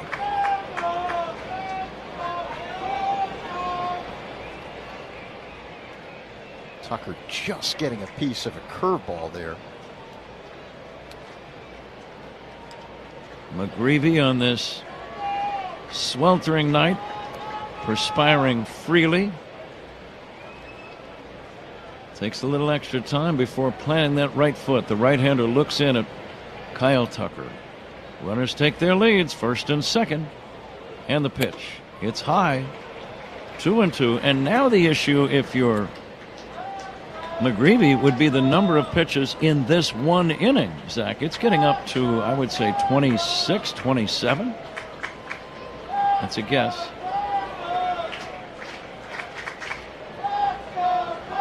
And the 2-2. Swinging a fly ball to right center field. Long run for Hampson. Back toward the gap, and Hampson makes the catch. In deep right center. Tucker hit it hard, but got under it. And it just did not carry far enough.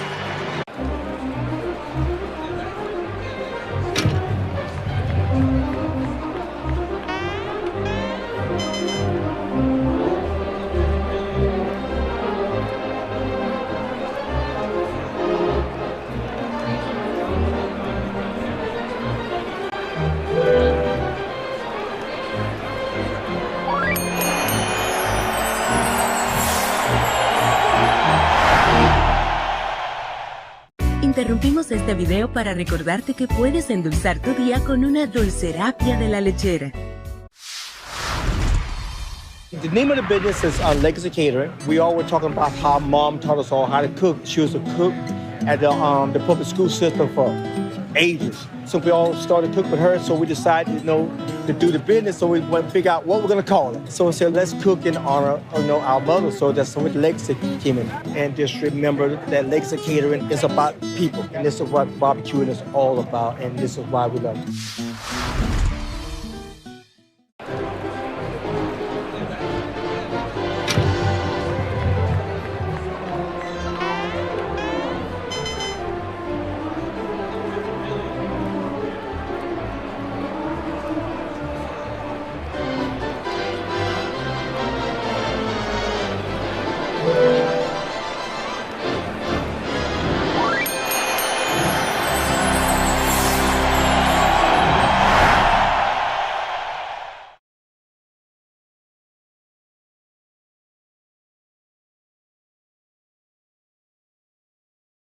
Craftsmanship. Yuengling. The oldest brewery in America. Official beer of the Cubs Radio Network. DG Yuengling & Sons, Pottsville, PA. The clearance event is going on now at American Sale. Save up to 70% on pools, patio sets, and more. The clearance event, only at American Sale. Bring the fun home. Tuesday, August 19th is Wrigley Field Football Jersey Night. Fans who purchase tickets through Cubs.com/specials will receive a special edition Wrigley Field football jersey. Be here for it. Matthew Boyd floats a beautiful changeup up there. Swung on and missed by Pedro Pajes. Pedro struck out his first time. Garrett Hampson on deck, and then Brendan Donovan. A second inning run-scoring single by Jordan Walker is the difference in this game. An infield hit. Fastball is high, 1-2. A little breeze has picked up here in St. Louis. Very welcome breeze. 91 degrees at game time. Swinging a roller to the left side. Tough play for Dansby. His throw is going to be offline. Backhanded, running off-balance throw from the hole. Awfully hard to throw that ball exactly where you want it to, and it's going to be an infield single for Pedro Pajes. Yeah, bouncing ball deep in the hole at short. Swanson had to quickly backhand glove it and immediately throw on the run without being able to plant and put something on the throw. So Pajes with an infield single. That is a base hit. All the way. Garrett Hampson, the batter, showing bunt. Takes a slow curveball from Matthew Boyd up high. A ball one. We're just getting started in this series. We'll be right back out here again tomorrow night at 6:15 and Sunday night at 6:10. the Sunday night game of the week. The pitch to Hampson, showing bunts toward first. Bush throws to second, and it's not in time. The ball goes into center field, and both runners are safe. Bush hesitated, but had he made a good throw, he would have gotten the man out at second base, Pages. But the throw was kind of into the runner, making it a tough play for Dansby to try to reach for the ball and keep his foot on the bag at the same time. And it hit the glove of Dansby as he got upended by the slide. So everybody is safe. It might be an error on Bush. We'll see. Bottom line, first and second, nobody out. And now Brendan Donovan, the leadoff hitter, ready to step in. Fielder's choice, no error is what I'm seeing initially.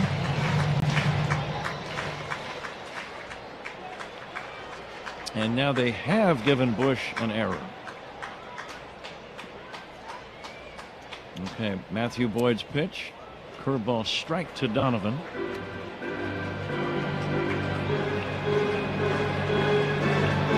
So E3 on Bush. He gambled. A good throw would have had his man at second base. He just threw the ball slightly off target. Here's a bunt. That's back toward the mound. Boyd throws to first just in time. Excellent play by Matthew Boyd. He ran in. He was only maybe 15 feet from home plate when he barehanded that ball. Spun and fired to first to get Donovan by an eyelash as runners advanced to second and third on the play, Zach. That was an unbelievable athletic play by Boyd. His back to first, fielded the ball just to the left of home plate up the third base line, barehanded, and fired a strike to Michael Bush at first to get the out. Now the infield in, Ivan Herrera the batter. Herrera has struck out and grounded out. St. Louis leading 1-0. Runners at second and third, the pitch. Low and inside.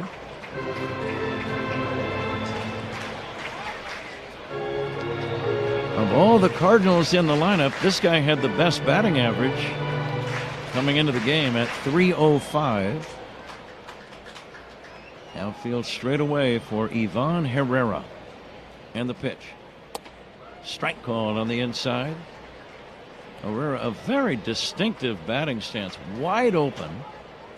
His left foot is way over near the restraining line of the batter's box, and he has all of his weight on the left foot on the toe, so the heel is in the air. Here comes the 1-1. Swinging a foul. Now if you're Boyd, you're thinking strikeout. What pitch do you think might do it, Zach?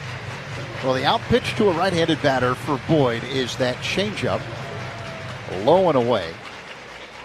And if you've noticed, Herrera now moving in just a little bit closer in the box. It's a ball and 2 strikes. Big pitch coming up for Boyd. Here it is. There's the changeup, and it was outside. Had it been a little closer to the strike zone, you might have gotten him to go fishing. Infield in all the way around, about halfway in. Runners lead second and third. The 2-2 pitch. Bouncer foul toward third. Activity about to commence in the Cub bullpen. Now beyond the left center field fence. Yeah, Boyd at 85 pitches now this evening.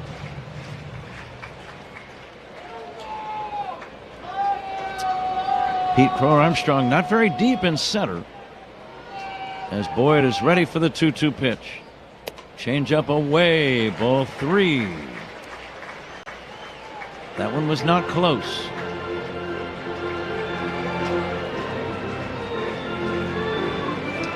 Wilson Contreras on deck. Here comes the 3-2 pitch from Matthew Boyd. It's on the way. Fly ball to center. Probably deep enough to drive in a run, although Pete Crow Armstrong has a great arm. The runner trying to score. Here comes the throw to the plate. Not in time. Sacrifice fly. Pedro Pages scores, holding at second on the play, Hampson. Cardinals lead 2-0. Sac fly for Herrera. Pete's throw was strong. Not his best effort, but it was a good strong throw, slightly up the third baseline on one hop. And now Tommy Hotovy, the pitching coach, out to the mound. You mentioned before the pitch was thrown that PCA was playing in shallower than normal because the catcher, Pages, was at third base. But as soon as the ball drove PCA back, it was going to be a tough play to get him at home, even though he tried. So 2-0 Cardinals, and the Cubs have veteran right-hander Ryan Brazier now warming up in the pen. Pete, from that angle, one of the few guys who I believe, Zach, has the strength to make the throw all the way on the fly to home plate. He elected to throw a one-hopper, and it was too late. So Hampson still at second, a run in. 2-0 Cardinals. This run is unearned as Contreras steps in. And he drives it down the left field line, curling foul. Hard hit ball, but a loud strike.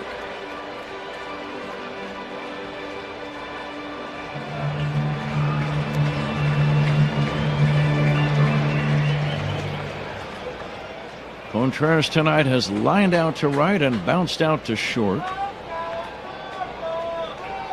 Hitting in the 250s. He swings and fouls it back.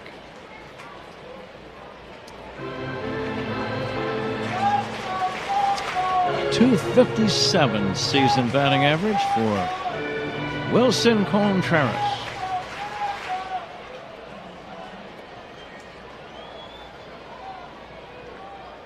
The stretch by Boyd and the delivery low and inside. This might be the final inning for Matthew Boyd regardless. Again, in this sweltering heat and humidity, it's you can add about 10 or 15% of whatever your number is to what you feel like.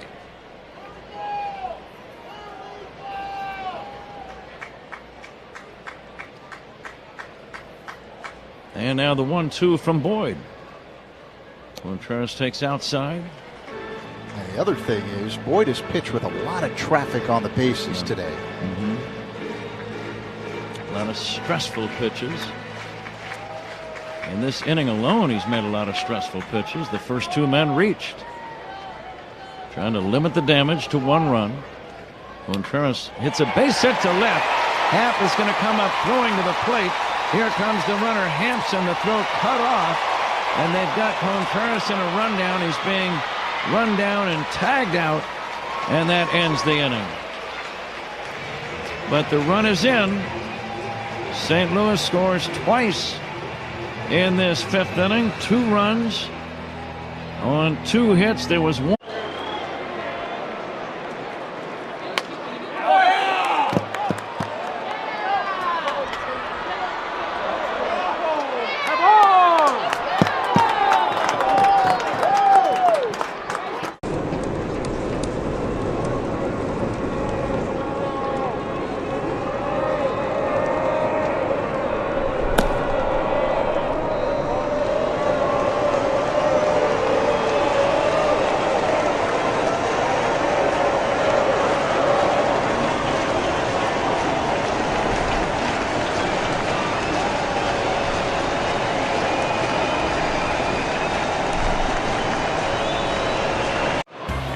Sweeney backpedaling, and he can't make the play.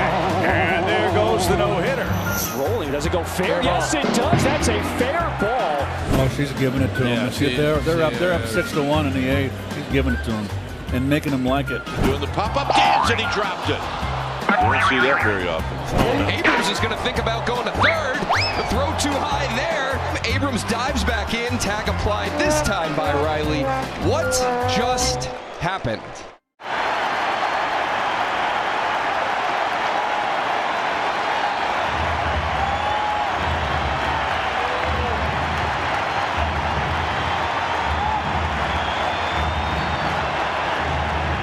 And since your Rapid Rewards points don't expire, you can save up for that big trip. Get ready to reward future you with a future flight. Sign up for Rapid Rewards today and redeem your points on any seat, any day, anytime. Only at Southwest.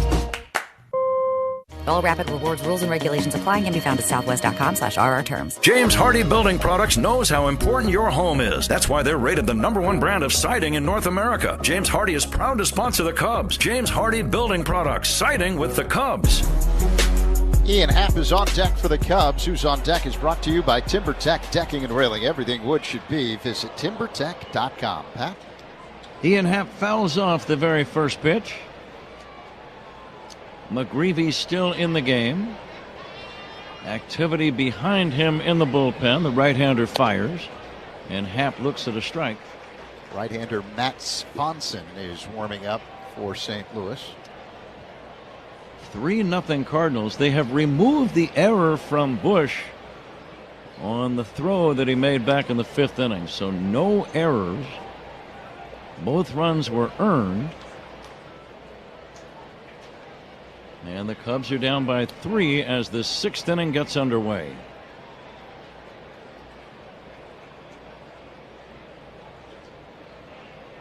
Happ with a single and a strikeout. Right now just wants to get on base. He bounces one over the mound. That might be a tough play. Charging and throwing the ball away as the shortstop Wynn. The ball hits the facing of the dugout, so it stays onto the field of play. That's an infield single for Ian Happ. There's a good start. Happ's second hit of the ball game.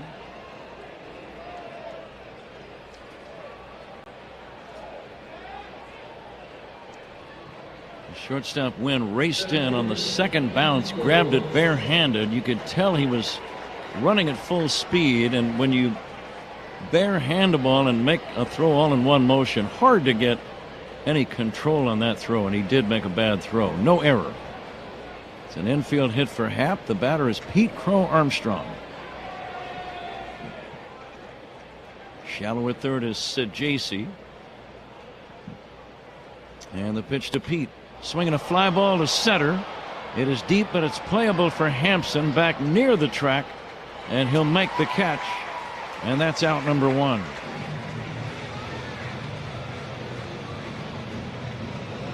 At the Cubs are right in the meat of their order, presented by Chef IQ Sense. Never under or overcook your food again. Purchase now at chefiq.com.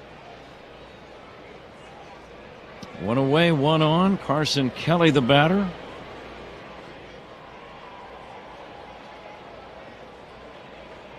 Kelly 1 for 2.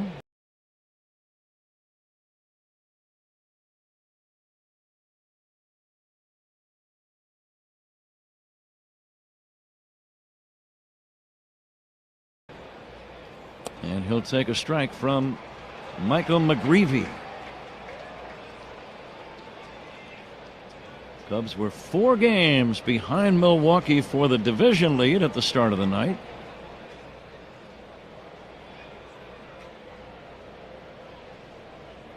And Milwaukee has rallied. Brewers now lead the Mets 3-2 in the bottom of the 7th inning. Bryce Terang, a 2-run shot. They are the hottest team in baseball, and they have the best record in the big leagues, Milwaukee. There is a strike, 0-2 to Carson Kelly. Yeah, the Brewers have won 31 of their last 40 games. Sizzling hot. It's hard to be 22 over in a 40-game stretch when you think about it. 22 above.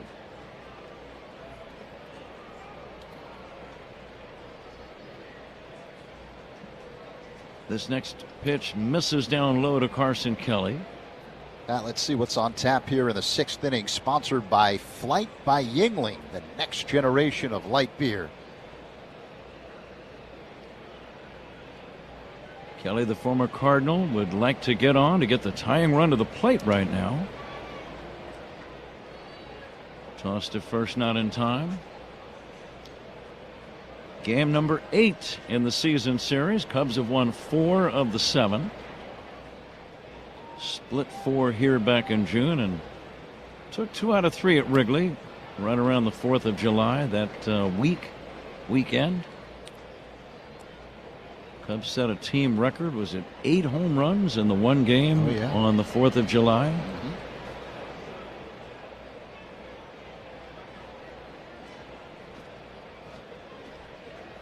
Now the 2-2, strike 3 call.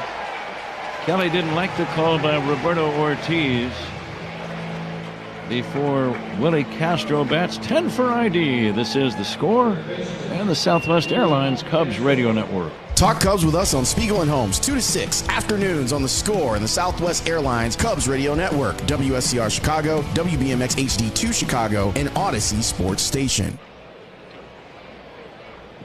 Cubs being shut down tonight. Here's a bouncer, 1 hop to third. Sajasi throws to first in time. Castro bounces out. Cubs waste a leadoff single by Happ.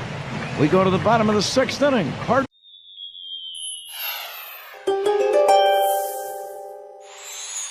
You're a champion of sportsmanship, Sagittarius, but you have a tendency to get heated if a call doesn't go your way. Learning how to shake off annoyances on the diamond will help you stay focused and see the bigger picture of the game. Channel your frustration into playing even harder, and you'll come out on top.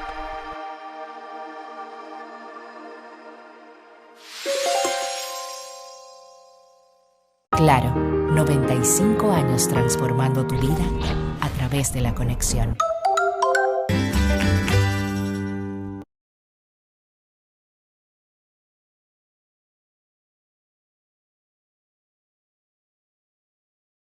Sleep beautiful. Find yours at your locally owned retailer. Visit BenjaminMoore.com today. With Zach Zaidman pinch hitting for Ron Coomer, it's Pat Hughes in St. Louis. Tough night for the Cubs. They trail 3-0. Matthew Boyd has left the game. Apparently all 3 of the runs against him were earned. We thought there was an error on a play in the 5th inning, but that was removed shortly after the play happened. But he did not pitch bad. He kept the Cubs in the game, which he has done virtually every single time he's taken the mound all year, Matthew Boyd. But the best he can hope for tonight would be a no decision, which would require a Cubs rally. Burleson leading off this inning for St. Louis, chops it foul.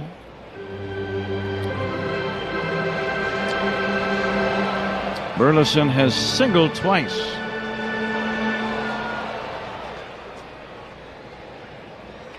Cardinals got a run in the 2nd and 2 in the 5th. Inside, backing the left-handed batter away.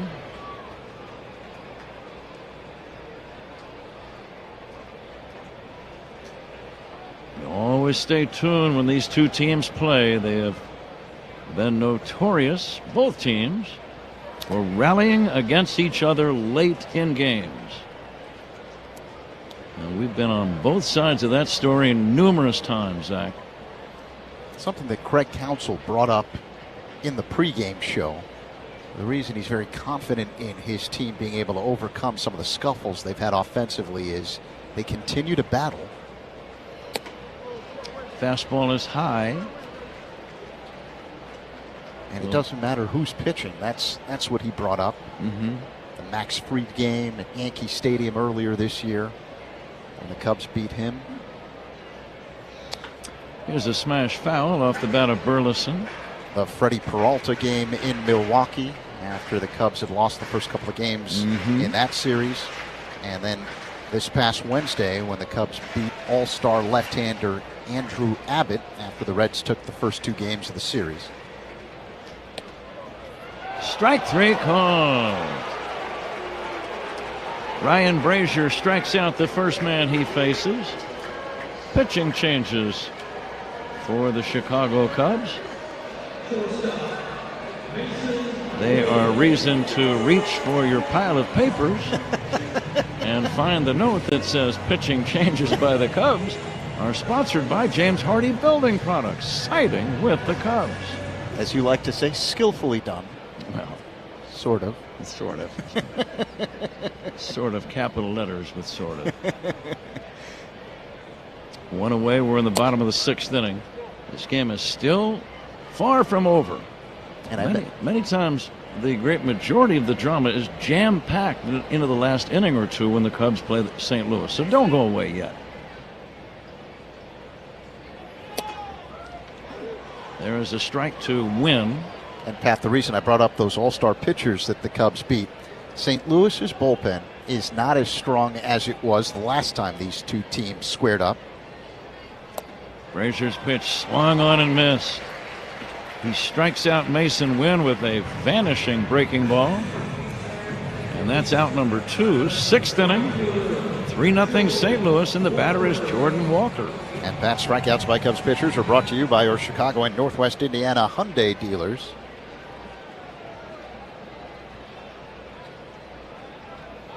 Walker will take down low. The Cardinals have been trying to mix and match with their bullpen after trading away Helsley, Matz, and Maton.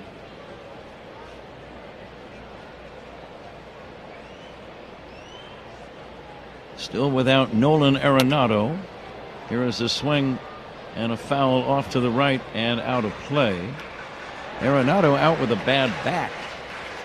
And he is still about 10 days away from resuming any kind of baseball activity. So he's probably out for at least another 3 weeks. Deep drive to left field. Trouble. And that ball is gone.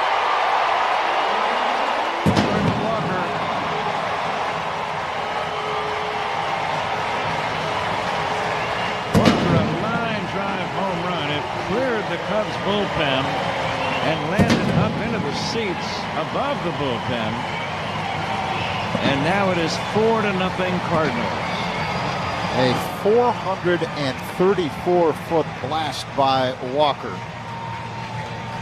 Frazier tried to throw a sinker, but it didn't sink, and it hung up around thigh high on the inner half, and Walker just turned on it. One of the longest home runs we've seen in a while.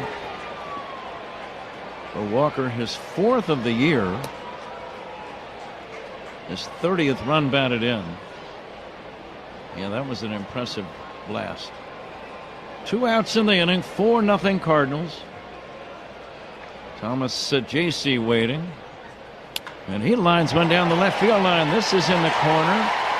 Bouncing up against the wall, chasing it down is Happ. Saggese has a 2-out double.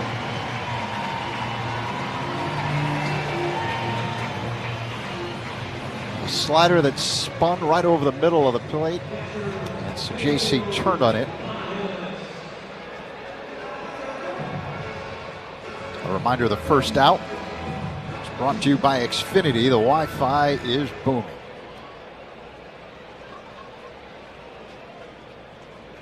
Cubs not hitting tonight, being shut down in the 6th inning, so they don't want to fall any further behind. As Pages takes outside, ball 1.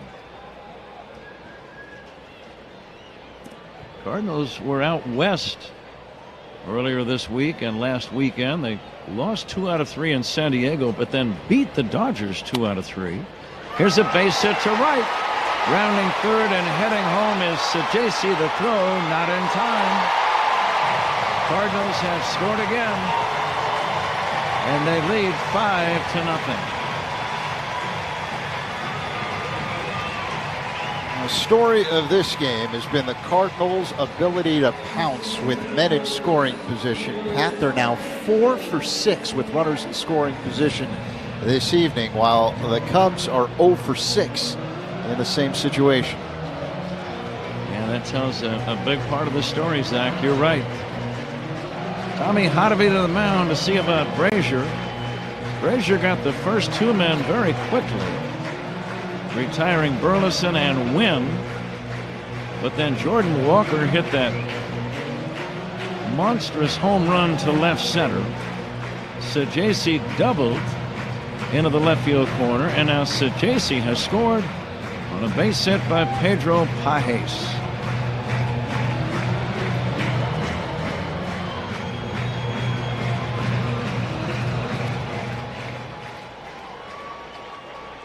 We'll get the attendance figure here soon. St. Louis up 5-0.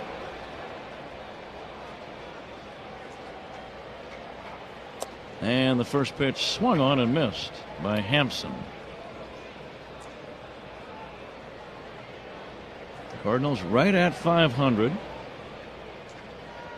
Cubs 18 above, still hoping to overtake Milwaukee in the division race. That's a given. And you haven't really heard much about wild card races yet.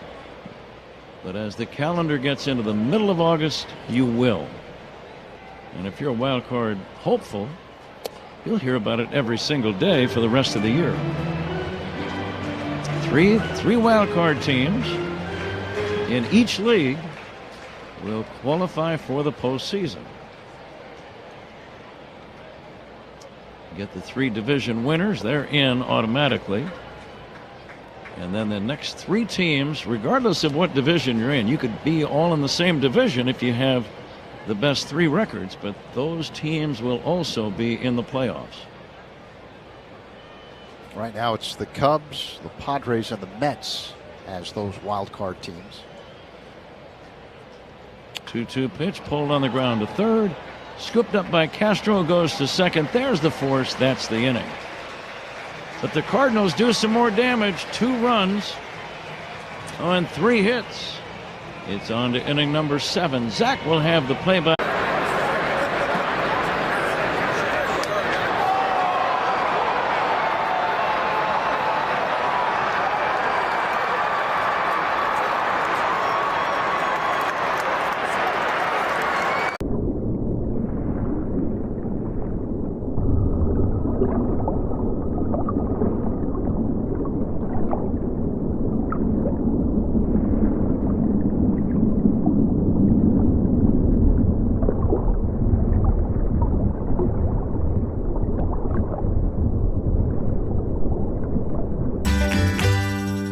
Strong trash bags resist rips, tears, and leaks. Strength that's anything but ordinary. Hefty, hefty, hefty.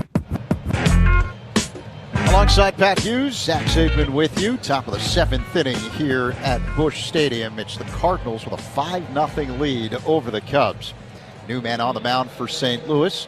Right-hander Matt Swanson takes over. He graduated from Willowbrook High School in Villa Park.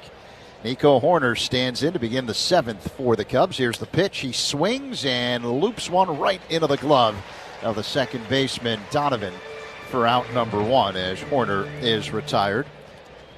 The 7th inning is sponsored by the new Volvo XC90, designed for life. Now Dansby Swanson would dig in against Matt Swanson.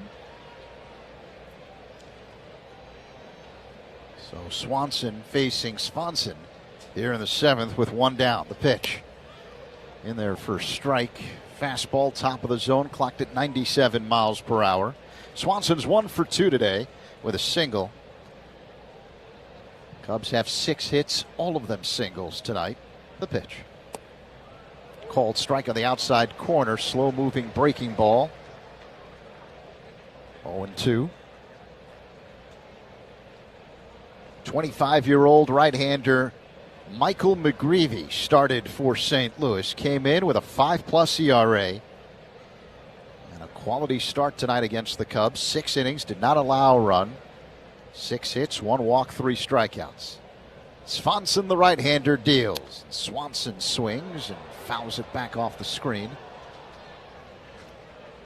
0-2.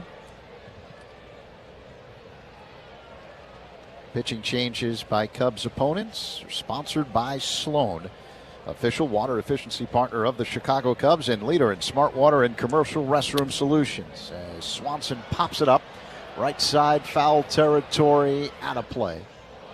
Count remains 0-2. Sloan is a leader in smart water and commercial restroom solutions. Visit sloan.com. Swanson hitting at .247 on the year. Swanson has a 2.73 ERA. The pitch. Check swing. And a pitch off the outside. He was able to hold up 1-2 the count. Sinking fastball that missed.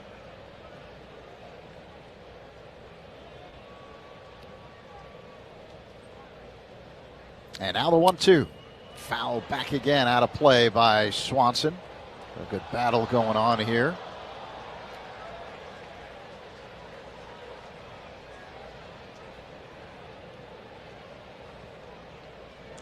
Matthew Boyd started for the Cubs, went the first 5 innings, gave up 3 runs on 7 hits. And the 1-2. Check swing and a pitch up high, no swing on appeal, says Bill Miller, the crew chief at first. So the count now 2-2.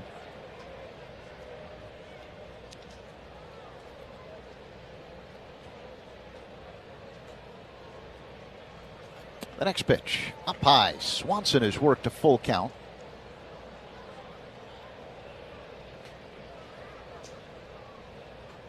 One down, top 7, 5-0 St. Louis, the opener of a 3-game set. And the payoff pitch by Swanson. Swanson swings and misses, strike 3. Got him with a sinking fastball, 2 away. So here comes Michael Busch, left-handed batter. Cubs down by 5 here with 2 away in the 7th. On the road here in St. Louis. We're coming to you live all season long from the Invesco QQQ broadcast booth, proud ETF partner of the Chicago Cubs. Busch looks at ball 1 outside.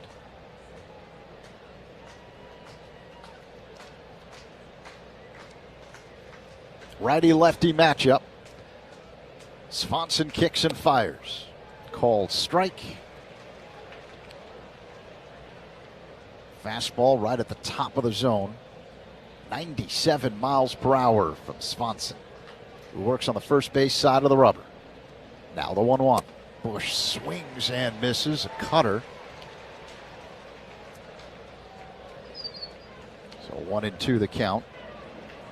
We're coming to you live all season long from the Invesco QQQ broadcast booth, proud ETF partner of the Chicago Cubs. Now the 1-2 delivery. That's high. So 2 balls and 2 strikes with Busch at the plate. He's 0 for 3 tonight. Busch in the month of August, 2 for 20.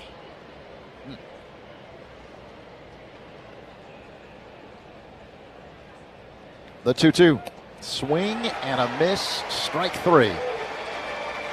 As the Cubs go down in order here on the top of the 7th. It's time to stretch in St. Louis with the Cardinals leading the Cubs 5-0. On the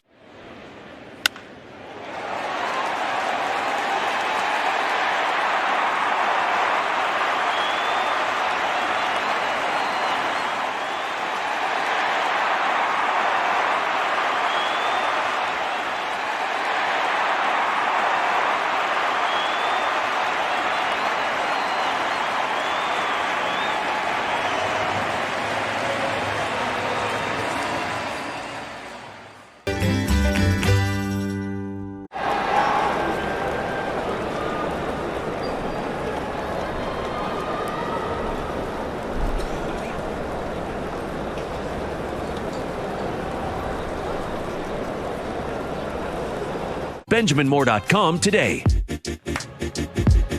Right-hander Nate Pearson is the new man on the mound for the Cubs as we get set for the last of the 7th inning here in St. Louis, the opener of a 3-game weekend series. Cardinals leading the Cubs 5-0. Pitching changes by the Cubs are sponsored by James Hardy Building Products, siding with the Cubs. Top of the order due up for the Cardinals, Brendan Donovan, Ivan Herrera, and Wilson Contreras.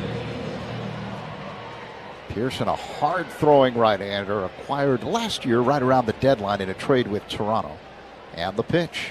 Donovan swings and fouls it out of play off to the left, 0-1. A reminder that all reviews in this game are sponsored by Northwestern Medicine. A second opinion is always a good idea. Get yours at Northwestern Medicine. Pearson works on the first base side of the rubber. The next pitch is fouled off the netting to the left by Donovan in the hole, 0-2.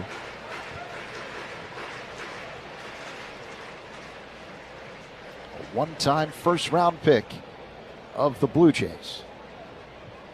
Pearson is ready. The 0-2. High and tight to Donovan as he misses with a 99-mile-per-hour fastball.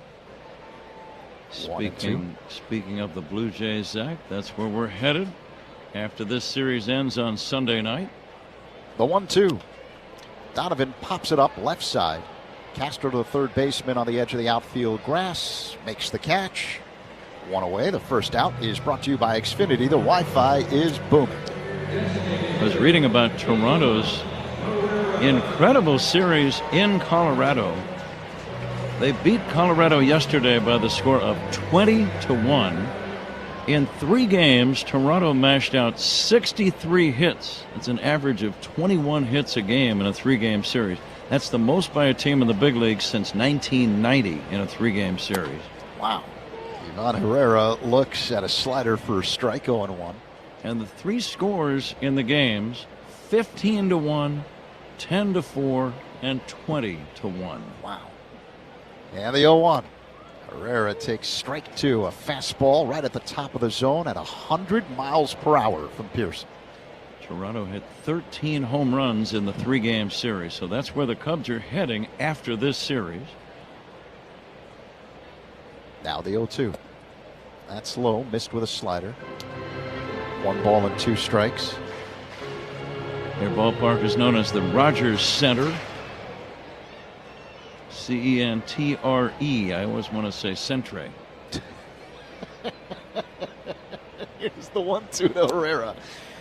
That's low and outside. Misses with another slider. 2-2. So what you're saying is we're going to have some issues when we head up north early next week. Where don't we?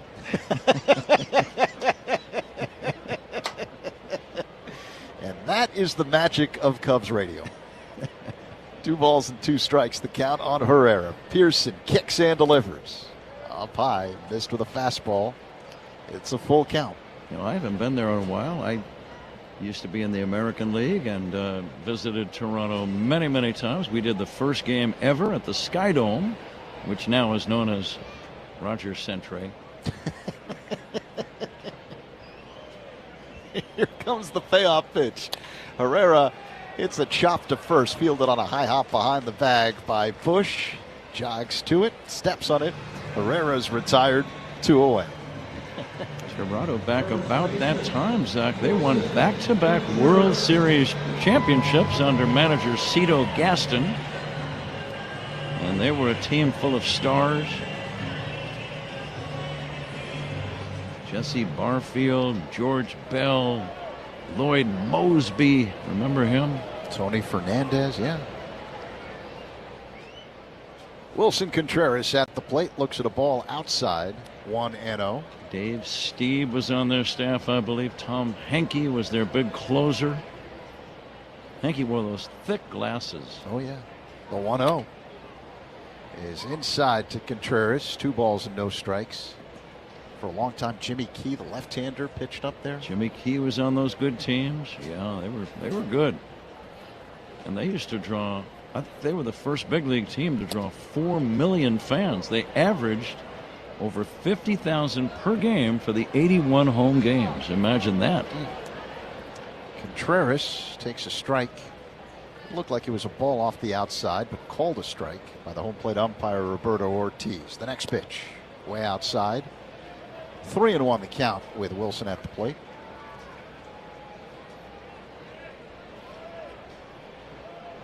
It's a big thing, right? The first retractable roof. The 3-1. Foul back by Contreras. 3-2 the count.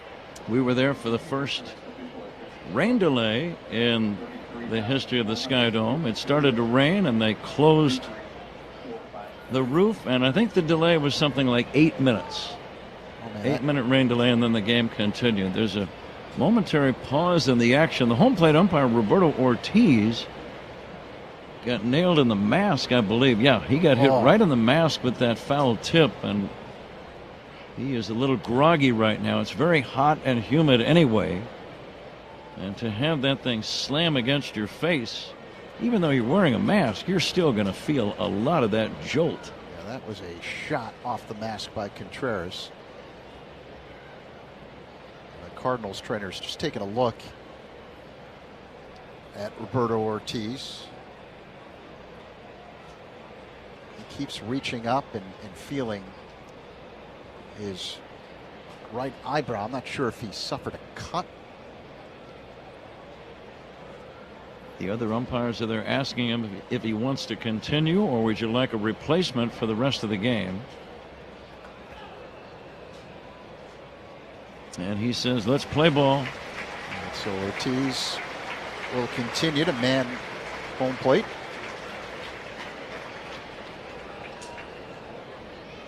We're in the bottom of the 7th inning. 2 away. It's a full count on Wilson Contreras.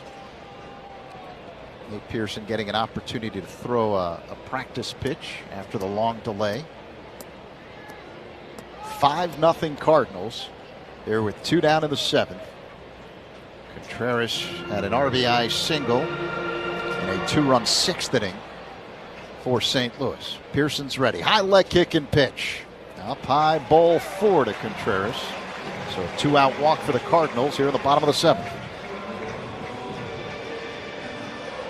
That'll bring up the St. Louis cleanup man, Alec Burleson. He's 2 for 3 tonight. A couple of singles and a run scored. Big left-handed batter.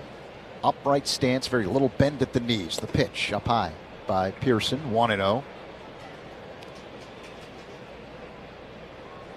The hardest working player of the game is brought to you by Bosch Power Tools. The more you Bosch, the more you feel like a Bosch. And the 1-0. It's a called strike slider that spins into the zone near the outer half at the bottom. 1-1. Cubs have just 6 hits tonight, but Ian Happ with 2 of them. And the pitch. That's low. 2-1 the count. So we'll call Happ the hardest working player of the game. Cubs cleanup man tonight. He was 2 for 3. Contreras at first. Now the pitch. Apparently that missed outside. On our little box here, it looked like a 96-mile-per-hour fastball that clipped the edge of the plate. But 3-1 the count. The next pitch. Burleson bounces one on the right side. Oh, it hits the runner, Contreras, for the out. It's like he didn't see the ball. I don't think he did. That ends the 7th inning. The tip of the cap, and now here we go. He gets Larry Walker. And here he is. He's going to face him right-handed. Why not? He looks like a catcher hitting.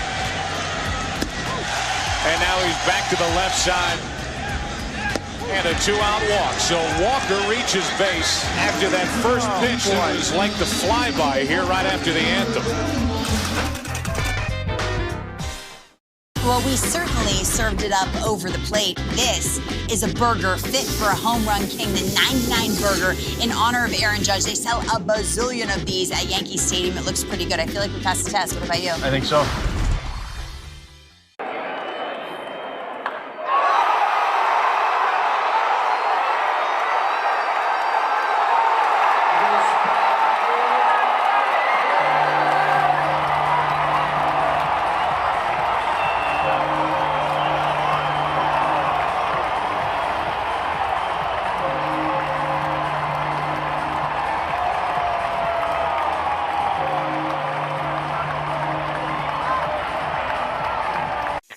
My security right there. That's the bad one, Roscoe Pico train. Major League Baseball wanted to start doing something with the players and their dogs. Which one's the dog? I was undecided on whether to do a dog card or not, but my wife pushed me in the back and she wanted the famous dog, so she told me to do it. 31st, 2025. When it comes to tuxedos and suits, the pros at Suits 2020 have the winning looks. Why rent when you can own for about the same price? Schedule your free fitting at Suits2020.com. sponsored by Cars for Kids. 877 Cars for Kids. That's Cars with a K to donate your car today. We're in the top half of the 8th inning here in St. Louis. It's the Cardinals with a 5-0 lead over the Cubs. Seiya Suzuki at the plate. And he looks at strike 2 on the outside edge. Cardinals have made some defensive changes here in the 8th. As Matt Swanson deals, misses outside, 1-2 on Suzuki. Garrett Hampson has moved from center field to left. And the new center fielder is Victor Scott II, as Seiya takes a ball outside, 2-2. No other changes, Zach. You got him. The 2-2. Seiya lines one in the left. It drops in for a base hit in front of Hampson.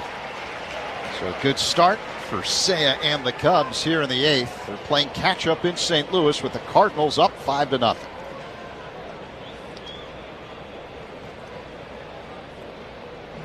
Oliver Marmol is going to make a pitching change, I believe. He's already called to the bullpen. So, Zach, we're going to take a timeout in this pitching change by the opposition. Sponsored by Sloan, the official water efficiency partner of the Chicago Cubs and leader in smart water and commercial restroom solutions. Visit sloan.com.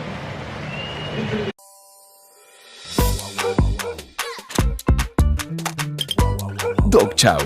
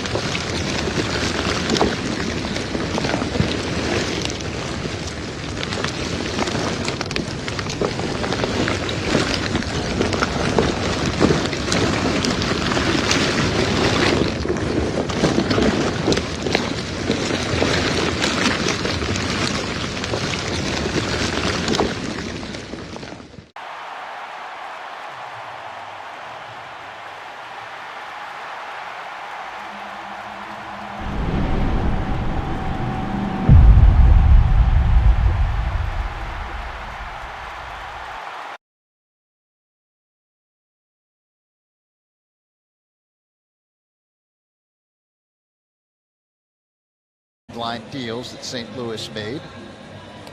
The Cubs having Kyle Tucker, Ian Happ, Pete Crow Armstrong due up.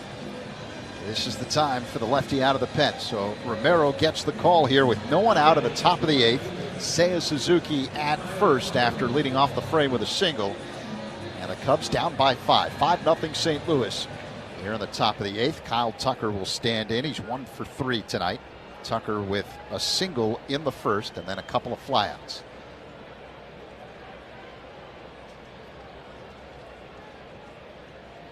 Romero looks at first. That's where Seiya is. Now the pitch. Inside. Hit him. And it hits Tucker.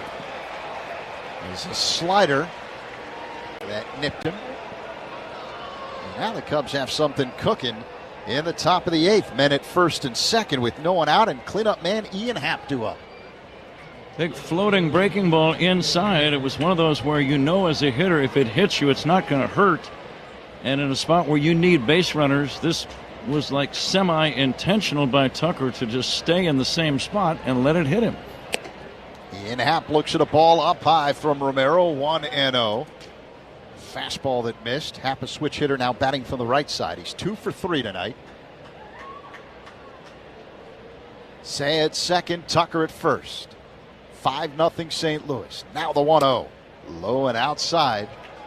2-0 with Happ at the plate. Clever hitters can always create that illusion that you're making a big move to get out of the way, and you're actually staying in the exact same spot. You're just twisting your body but you're not really getting out of the way of the pitch. The 2-0. Called strike on the outside edge. Fastball. Right about knee level. So 2-1 the count with Happ at the plate. The next pitch. Misses outside. A changeup. It's 3-1. Cubs are 0 for 6 tonight with runners in scoring position. They need a big clutch hit here. 3-1 the count with Happ at the plate. And the pitch. Called strike. Fastball, top of the zone along the outside edge. 3-2. It's a good pitch. Romero deals the payoff pitch. Swing and a miss. Strike 3. As Happ lunged for a slider off the outside. 1 away. Big backdoor slow breaking ball. Happ had good timing. He just did not make contact. So 1 down. Men at first and second. 5-0 St. Louis here in the 8th. Pete Crow Armstrong at the plate. And he looks fastball for a strike at the top of the zone. 0-1. Lefty-lefty matchup. Romero sets at the belt. Squats, takes a deep breath, and deals. A breaking ball, pop foul out of play by PCA. Off to the right. 0-2. Pete's timing just a little bit off right now. He'll get it. He's out in front of that pitch. Crow Armstrong 0 for 3 tonight. Now the 0-2. Pop foul out of play off to the left by PCA. That 0-2 breaking ball hung a little bit. I like the way PCA tried to take a shot at left field. Go the other way with that. Suzuki at second, Tucker at first. 1 down. The 0-2. Crow Armstrong hits a high fly ball to right. It's playable for Walker. Short of the track, he makes the catch. Tagging and heading to third is Suzuki. But 2 away now. In the top of the 8th, Cubs have men at the corners with Carson Kelly due up. Pete just missed. Made good contact, Zach. It's still a spot where they need a long ball to take a big bite out of this 5-run deficit.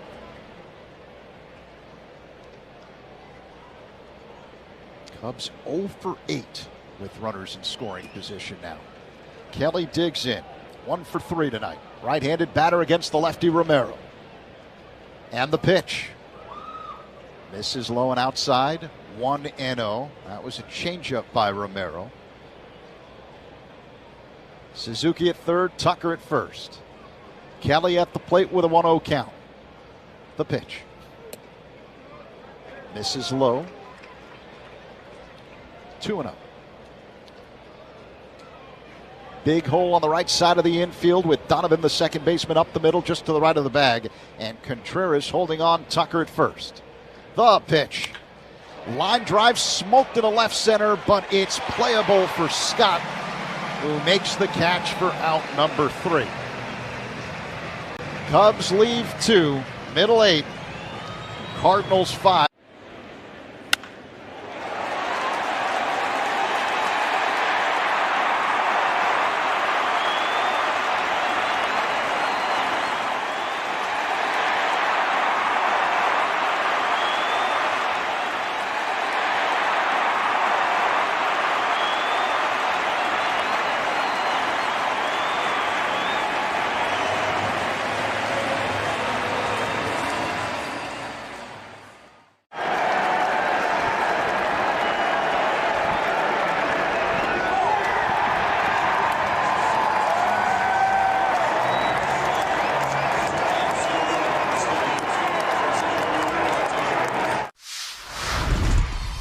Do you guys make your own brisket here? Yes, we do. We do. We are known by our brisket. Barbecue brisket sandwich. Quality is better than other places, and it looks good. We're ready to eat. We go try an average 500 briskets per game. We hear a lot from our fans. They want to try something with wrap, easy to eat. So we say, well, let's do like a, brisket, wrap, and an egg roll. That's beautiful. You get the gold medal for culinary brisketry here in Texas. Yes.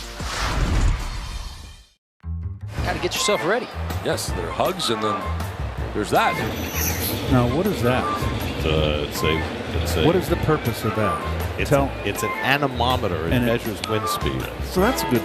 But it looks like a fidget spinner. Meanwhile, on the Cove, it just looks like too much fun. It was so routine, he took his eye off. You got to come up with this play. You got to. You're right there. You had two hands. He looked it in. Oh.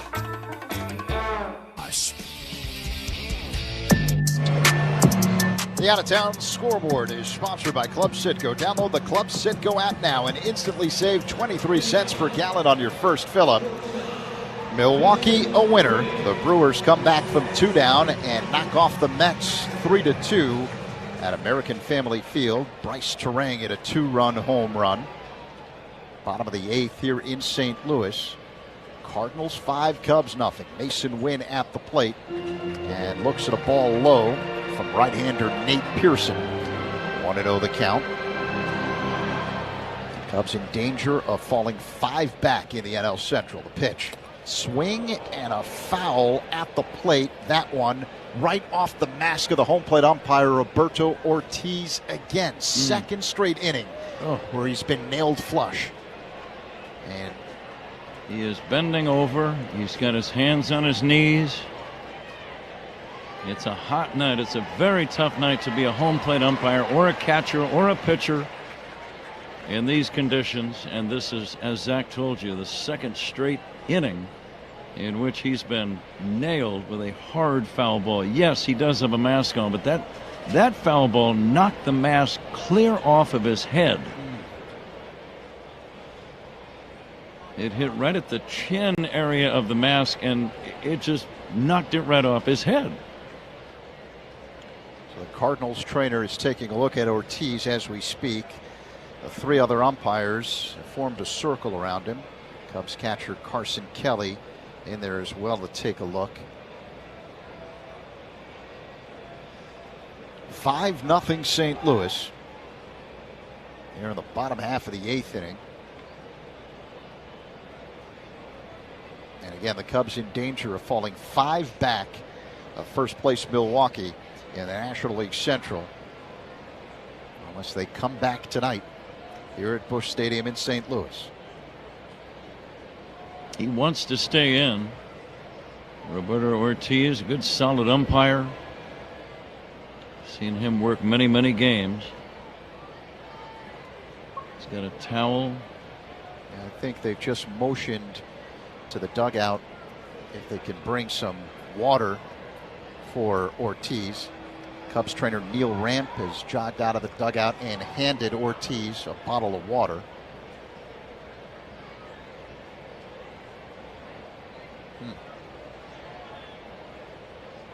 Matthew Boyd started tonight for the Cubs. Went the first 5 innings, gave up 3 runs on 7 hits. No walks, 3 strikeouts. 25-year-old right-hander Michael McGreevy was the Cardinals starter.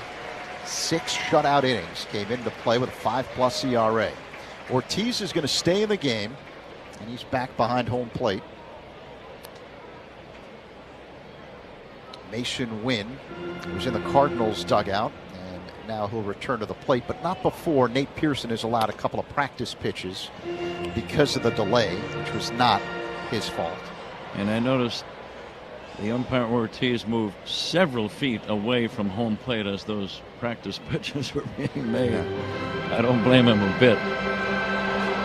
All right, so we're ready for the resumption of play. 0-1 the count on Wynn, right-handed batter at the plate. Pearson's ready. The right-handed pitcher works his motion and deals. And a ground ball hit on the left side. It's through in a left field for a base hit. Right between the third baseman, Castro, on the shortstop, Swanson. Leadoff single for Wynn and the Cardinals here in the 8th. For Wynn, that's his 2nd hit of the game. Just one of those nights. A lot of the hits falling in for St. Louis. Nothing falling in for the Cubs. Just one of those nights. Cubs with 7 hits tonight, all of them singles. And the Cubs are 0 for 9 with runners in scoring position tonight. St. Louis 4 for 6. Jordan Walker at the plate. Here's the pitch. Walker swings and fouls it out of play off to the right. 0-1. Matthew Boyd did not pitch a bad game, but you're going to see the box score tomorrow, and his line will not be that impressive. It's going to be misleading. He really did make a lot of quality pitches, just had bad luck like the entire team has all night. Again, just one of those nights. Walker with 2 hits tonight, an RBI single in the second, and a long solo shot in the 6th. A 434-foot drive. The runner goes, line drive, base hit by Walker in the left. Wynn on his way to third base as Happ throws the ball into second. And the Cardinals are threatening again. And at the corners with no one out here in the 8th inning, Walker with a 3-hit night.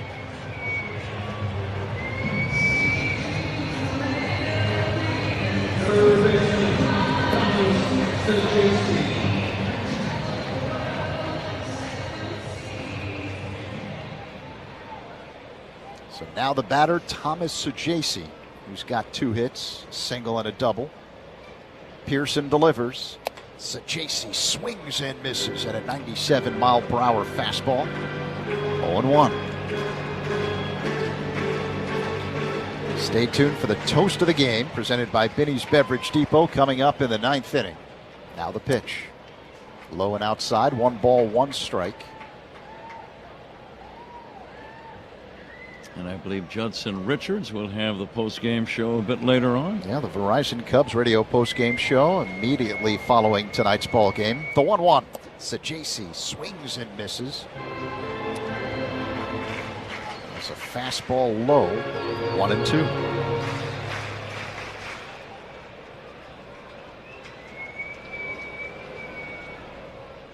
Men at the corners for St. Louis with no one out here in the 8th. Cardinals with a 5-0 lead over the Cubs.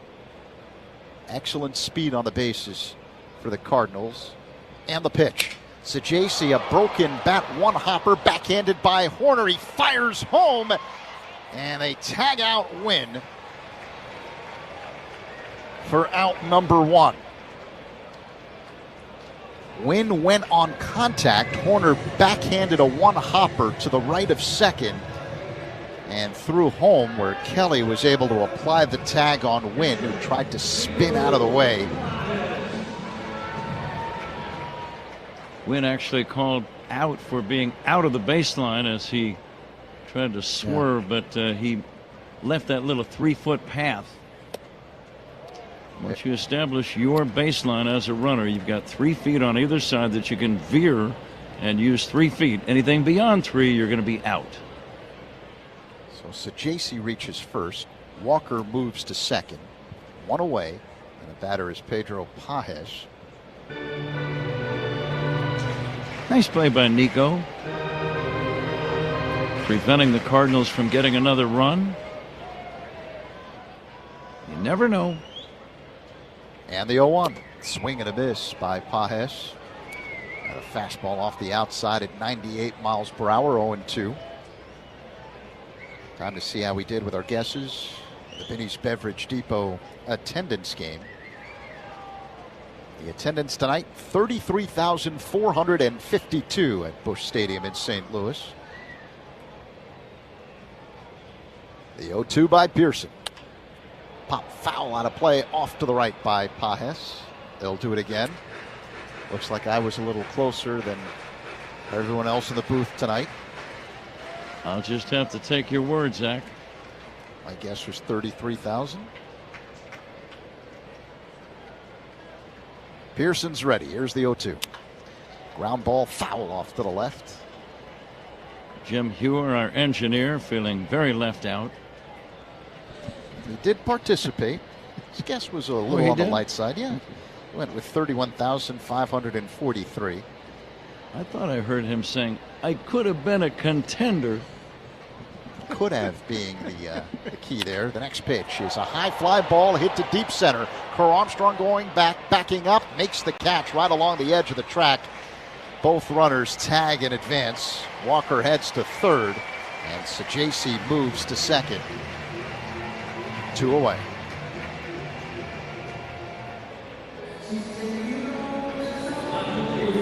Pearson just trying to keep the Cubs within 5. So let's see if he can get this inning over with as he goes to work on the number 9 hitter, Garrett Hampson. Hampson, a right-handed batter. Walker at third. Sajaci at second. And the pitch.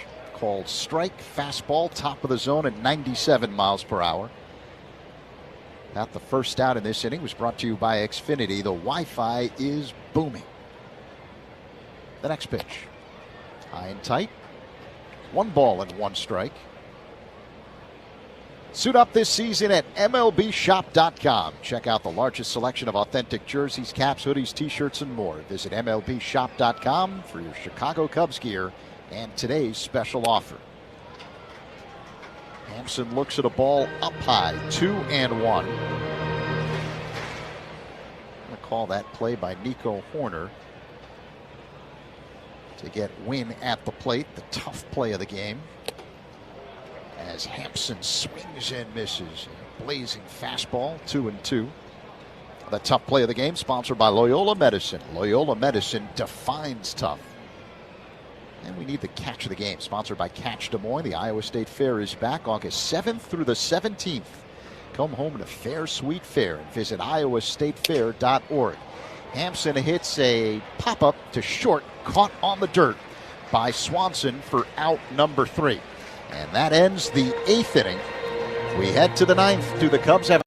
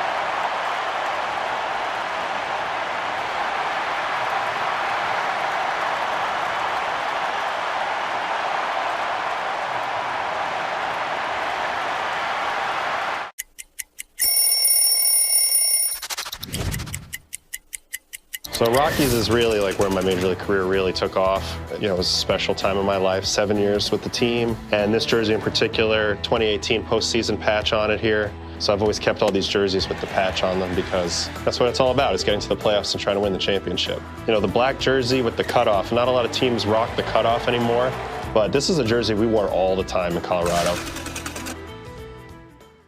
Well, we certainly served it up over the plate. This is a burger fit for a home run king, the 99 burger in honor of Aaron Judge. They sell a bazillion of these at Yankee Stadium. It looks pretty good. I feel like we passed the test. What about you? I think so. Contact Adam Colopy at ACOLLOPY at villageofbedfordpark.com. This copyrighted broadcast is presented by authority of the Chicago Cubs and may not be reproduced or retransmitted in any form. And the accounts and descriptions of this game may not be disseminated without the express written consent of the Chicago Cubs. We head to the top of the 9th, Pat. It's the Cardinals with a 5-0 lead. The 9th inning is brought to you by Bosch Power Tools. The more you Bosch, the more you feel like a Bosch. Well, let's see if the Cubs can do some Bosching then right now in this 9th inning. Willie Castro will take a strike from the new right-handed pitcher, Riley O'Brien. Cubs have 7 hits, but not a single clutch hit. And they trail 5-0. Cardinals have 13 knocks in the game.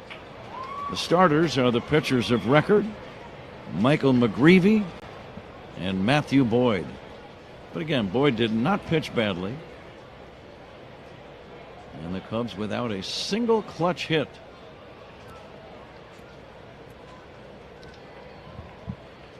Neither team with an error. Cubs have left 9 men on base, more than 1 per inning. Let's see if Willie Castro can get on. He lines one to second, caught by Donovan, hard hit ball, but right to the second baseman. And that's out number 1. And Nico Horner coming up. We were talking about this date in baseball history, August 8, 1998. Ron Coomer would have been playing for Minnesota. I'm sure he remembers this. Paul Molitor, his teammate, set some baseball history in that game as Horner takes a strike. Molitor became the 5th man in big league history to have both 3,000 hits and 500 stolen bases. And in the game in which he achieved his 500th stolen base, Zach, he was 5 for 5. And the other 4 guys that he joined in that very exclusive group are impressive, to say the least. The other 4 with 3,000 hits and 500 steals. Do you want to take a crack at it? You can probably get a couple of them. Ty Cobb? Ty Cobb, right at the top of the list. Yep. Think a former Cardinal, former Cub before that. Lou Brock? Lou Brock did it. He had 3,023 hits and 938 steals. And then a couple of real old-timers, Hannes Wagner and Eddie Collins. And add Paul Molitor to that list. That's a very exclusive club. Here's a swing and a smash on the ground to short. Scooped up by Wynn. He'll throw to first to get a hustling Nico Horner, and the Cubs are down to their last chance. Pat, the toast of the game is presented by Binny's Beverage Depot. Binny's is the official champagne provider of the Chicago Cubs. Binny's Beverage Depot. If you can't find it at Binny's, it's probably not worth drinking. Stay tuned to the post-game show. Judson Richards will have that for you. We'll be right back here tomorrow night, earlier tomorrow night, as Dansby Swanson swings and misses. Colin Ray against Andre Palente tomorrow. 6:15 start. Another night game on Sunday. Cubs starting a 6-game trip on a sour note. Trailing 5-0. Here's a line drive, 1 hop to second base. Donovan throws out Swanson, and the ball game is over. Score that one 4-3. Cardinals win it 5-0. And we'll be back to give you the totals and summaries in just a moment. You are listening to The Score and the Southwest Airlines Cubs Radio Network. Great Cubs guests all season long. Rahimi and Harris, middays 10 a.m. to 2 on The Score. Welcome to Doug